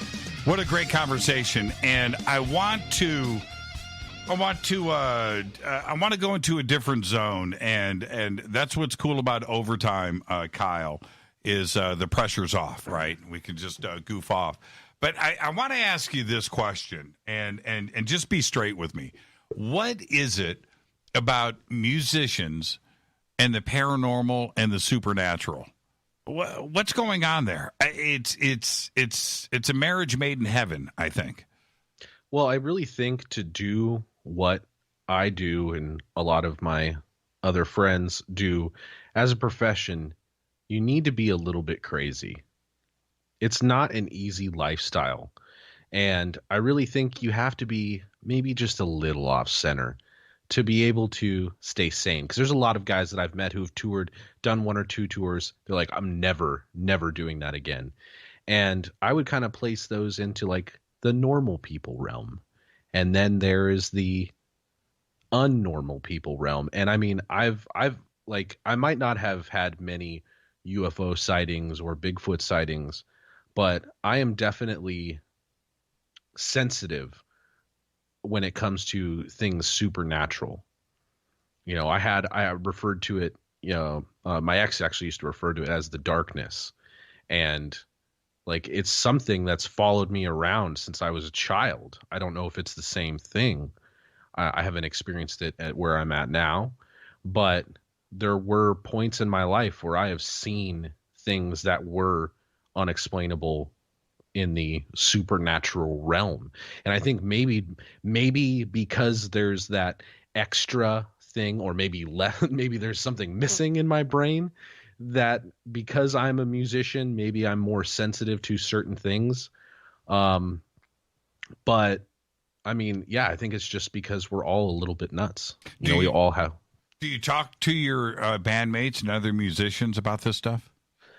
Not unless it's brought up first, because I know my crowd. Like, I typically won't. My public persona is that, and my private life is completely different than the persona that's out there online, because that's how I want it to be. I want my public image to be pretty neutral. I don't like, I don't want to. Not that I'm like afraid of losing followers, but I don't want to divide any of my fans. So I tend to keep stuff, like politics, personal opinions on the supernatural, aliens, stuff like that. Like if you know me and you're into that, we can talk about that. But it's not something I typically bring up unless, it's been brought up. Well, now you're out of the closet, right? Oh, it's fine. Right. There are going to be people now that are going to come up to you. Dude, I heard you on Fade to Black. I saw this UFO. Right, and that's fine if they want to talk about it. When it comes to certain things, I try to come at it with like, all right, cool. Where did you see it? Let me see. Do you have the footage? Do you, because we all have high megapixel cameras in our pockets these days. Right. Which is weird because I don't know if it's me, but I feel like maybe there's. Minus the stuff that's come out this year, I feel like there's been less UFO sightings since the invention of the smartphone. Interesting. It could be me. Or maybe it was just more of a big deal. Maybe I'm not plugged into the right channels. Right. But I feel like seeing a UFO or catching something on tape that is supernatural or paranormal, I feel like minus the reality shows. I don't really buy into the reality shows like the ghost hunters and stuff like that. But I feel like there's a lot less actual footage being shot than, I feel like there's more fabricated stuff because you want the views, you want that YouTube monetization, you want to go viral, you want those sponsors that comes with stuff like that. Right. So I think maybe it's just my brain like, oh, that's not real. And maybe I'm taking more things at face value than I would have before the invention of the smartphone. But to me, there just hasn't really been that many notable like found footage things since the invention of the smartphone. Yeah, maybe I'm with maybe you they're getting smarter. I'm with you on that. And Ghost Adventures and Ghost Hunters and all of these paranormal, they're all over the place now. And I enjoy watching them. I always considered it entertainment. Right? Yeah. Okay. All right. I know that there's something going on. I've seen a couple of things, and like you said, you had the dark zone when you were growing up, but over Halloween I did this TV show for the dark zone actually down in the Queen Mary in Long Beach, and so I'm there with all these fabulous professional ghost hunters with all the equipment, and we've got the cameras and the crew and everything we're going through. And I got to tell you, Kyle, I was in this room, and we're doing this investigation, just like everything that you've seen on TV. This is what's going on. Yeah. And there's this moment of silence, and we had I think 3 or 4 camera people off to my right, and a sound guy with a boom, and they're over here, and we're in this suite. There's about 8 or 9 people to my left that are all part of this investigation. Well, anyway, so we're asking questions and we're recording for EVPs, right? Everything that you see on TV. And there's this moment of silence. And Kyle, as I live and breathe on everything that I love and is holy, this is what happened. Dead silence. And out of the air from above me, like over in this direction, was a female voice, loud, and it went, I'm like, what the hell was that? And we all heard it. I don't know, right? I'm in a position of where I'm watching these TV shows and I'm questioning everything, man, just like you are. And then it happens to you. Yeah. Well, I mean, like I said, it's happened to me before, and I don't doubt that they are real. And especially if but I also really feel like if you give something power, the universe can react towards no doubt. It, you know what I mean? What happened? Give me an example. I will give you the last example, and this is the last time I've ever saw this. What happened? So I was coming home. I'm in my early 20s. I'm still living at home with my mom and my stepdad. And, I used to bring female friends over, from the bar when I'd get home, and I'd sneak them in the back door, and they'd be out before the sun went up. So my parents didn't know. And I remember, and sometimes my dad would be falling asleep watching Twilight Zone on the couch, and sometimes I'd wake him up. He'd never say anything. My dad wasn't a C block. But so I remember one night I'm getting home. I go straight into my room, put all my things away. And I remember I'm going towards the living room, and I went into the bathroom first. That's what it was. Sorry. So I go into the bathroom, I go into my room, I come out, and I go talk to my dad. He's awake on the couch, and he goes, "Hey, do you have a friend with you?" And I'm like, "No." He's like, I know you bring chicks home, dude. He's like, do you got a chick over right now? And I was like, nope. He's like, all right, because when you went back into your room, when you left the bathroom, I saw a brown-haired girl follow you into your room. So I was like, no, there's nobody here. You can come look. Like, I wouldn't lie to you about this. And there was two bedrooms down my hallway. There's the back door, my room, and then we called the middle room. I hated the middle room. I always hated the middle room. And I remember I would always close that door if it was open. I would just always close it, and it would always open up. And I remember it was kind of open a little bit when I went to go talk to my dad. And when I came back to my room, I felt it. And I looked over, and the window shades were open, and there was moonlight and stuff like that. And I just see a silhouette, a very feminine silhouette. And I look over, and I just grab the door and I close it. I go back into my room, and that was the last time I saw it. I felt it since then, but that was the last time it let me see it. Was it what your dad described? It was a feminine figure with long hair.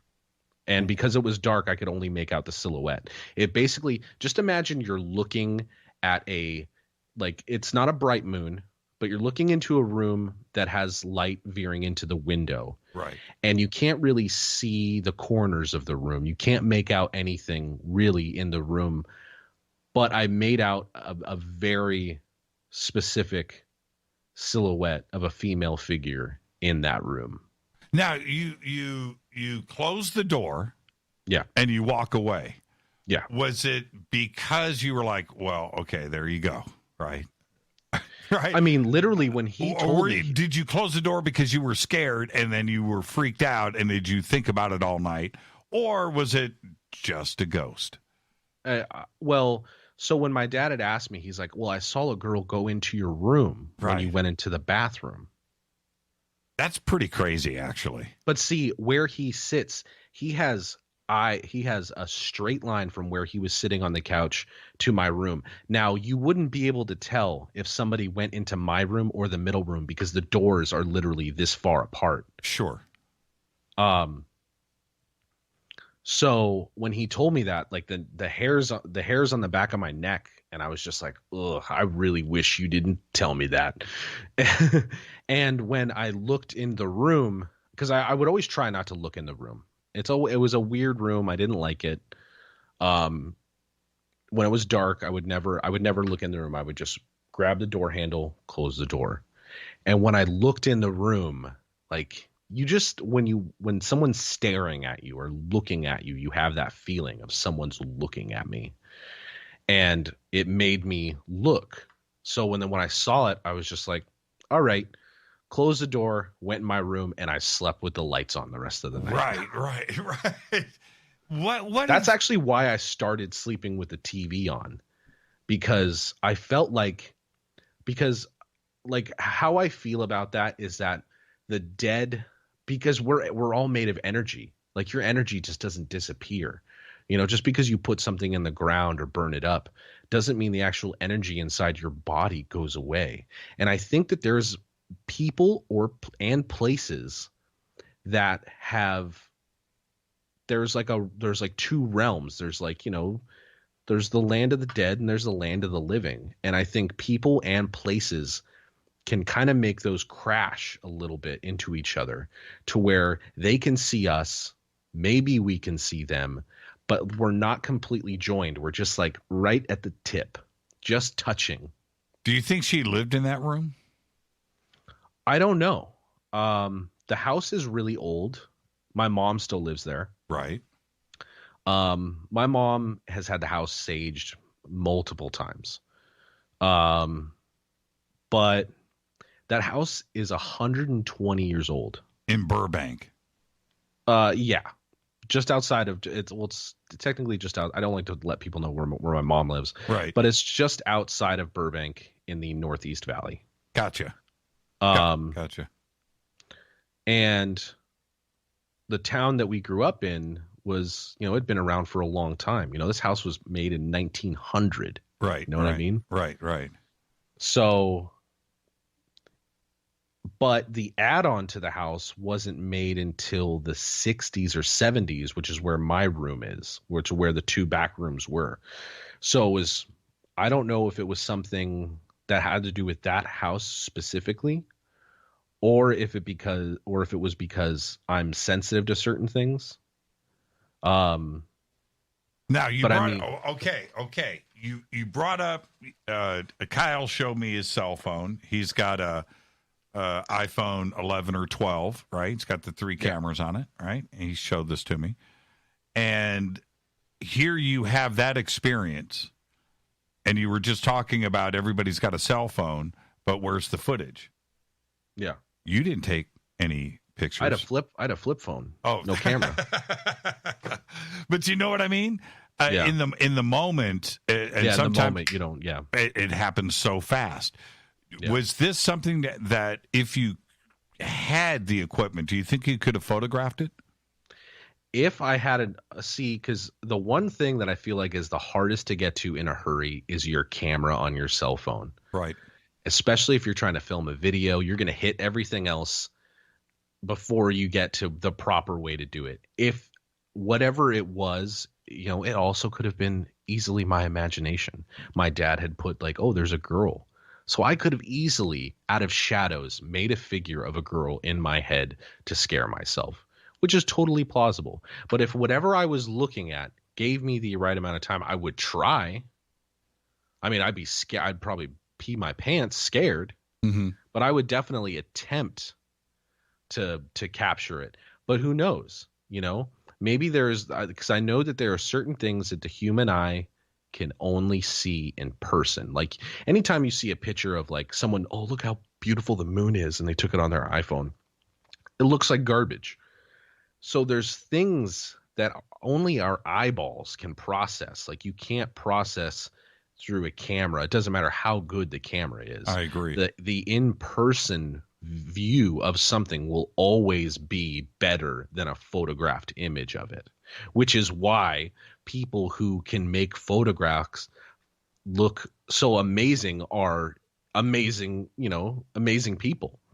But I don't think that I would have been able to capture what I saw if it was what I thought it was. If it wasn't a figment of my imagination, a shape I made out of the shadows, because there was no noise and my heart was racing. I was, adrenaline pumping. There could be multiple things that I'm misremembering about that situation. I didn't hear any breathing. There was no groans. There was no nothing. It was dead silent. I'll tell you a funny story. It happened last Thursday, right over by your house on what was the corner? Sherman Way and Vineland. Oh yeah, right there. Okay, and no, we turned left on Vineland and we were heading up towards San Fernando Road. Okay, Okay. Yep. Right by the 5 freeway. Mm-hmm. And you probably saw this. A fire hydrant got hit by a car, and the geyser was shooting up. On the corner of San Fernando Road, there's like a Chevron there next to the McDonald's. I know you know exactly where I'm talking about. Yeah. And so this thing is shooting 100 feet in the air, and I am fumbling with my cell phone to shoot a video. It's right in front of me. This isn't a fleeting moment of a UFO or a ghost. But you're also at a red light. I'm driving, right? You're driving. You're at a red light. I can't get video to happen on my phone. Yeah, and I've got all the time in the world to shoot. It's the middle of daytime. But the one thing you're not trying to be is that guy sitting at the green light, like filming something that's going on. You know. And I did everything I could, and I still almost blew it. Yeah. Like 3 times. Yeah. And I had 5 minutes to do it. Kyle, what a great conversation tonight, man. And when's I know you're working on the new album. When can we expect it? I'm not exactly sure yet. They were talking about maybe first quarter next year, but we might coincide, if we're still able to do these Disturbed Stain dates in the summer, we might coincide with that. I'm not really sure, but sometime next year. How many tracks are done? Well, I mean, we have a lot of tracks done, but we haven't even picked what's going to be on the record yet. So we're going to be going through probably 20 songs, 30 songs. Really quick. I'm a musician. Are you guys doing this in a studio? Well, we're actually kind of doing it for the most part the way that we've always done it, is over the computer, just sending ideas. Right. Right. John works with a guy, his name's Max, who helps bring John's ideas to life. And then those get sent to a producer. And then Tommy will listen to those, fix some arrangements or what have you. And I mean, we kind of just all have worked remotely regardless anyway. We're not like, we haven't been a band that's just like gotten to a rehearsal place. All right, let's write songs. And then we've never gone into a studio. Okay, let's write this record. It's like, John did all the drums for the last 2 records in Nashville with Mark Lewis with 2 completed tracks, Mm-hmm. We don't really have that's kind of our way of making records, which is a lot different than how most people make records. It's more on par with like how Meshuggah does stuff but it's like, and we don't really have a set order. Like if the song is good, then we go with it. And then if like, all right, cool, we might need to redo the guitars for this or reamp them through something else. And then, I'll come and play bass on everything when it's all done. Like I'll do my vocals, my background vocals for the record before I even play bass on it. Interesting. Yeah.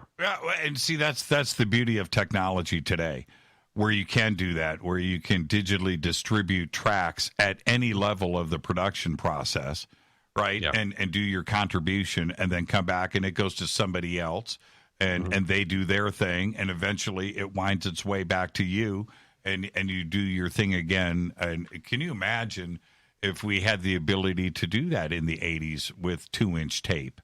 Right. Oh, yeah. Instead of forcing everybody to get in the same mindset at the same time in the same studio to get the magic to happen, which is cool.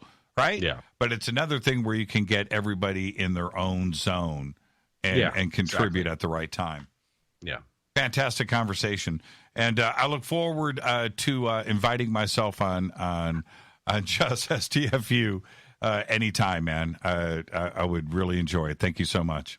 Yeah, thanks for having me, man. It's been a blast. Kyle Konkiel, and we just went poll to poll. I'm looking at the clock, and the network's about to cut us off. So I'm going to put Kyle on hold while I read the credits. I've got to get out of here. Faded Black's executive producer is Rita Camurian. Show's produced by Hilton J. Palm, Renee, Dennis, and Kevin. Announcers are Steve Harder, Gene Vitoa, Mark D. Kovar. Webmaster is Drew the Geek. Music, Doug Aldrich. Intro, Spaceboy, spaceboymusic.com. Fade to Black is produced by KJCR for the Game Changer Network, and syndication is KGRA, The Planet. This broadcast is owned and copyrighted 2020 by Fade to Black and the Game Changer Network, Inc. It cannot be rebroadcast, downloaded, copied, or used anywhere in the known universe without written permission from Fade to Black or the Game Changer Network. I'm your host, Jimmy Church. Tomorrow night is Fader Night. Open lines all night long. Until then, I want everybody to be safe. This is Fade to Black.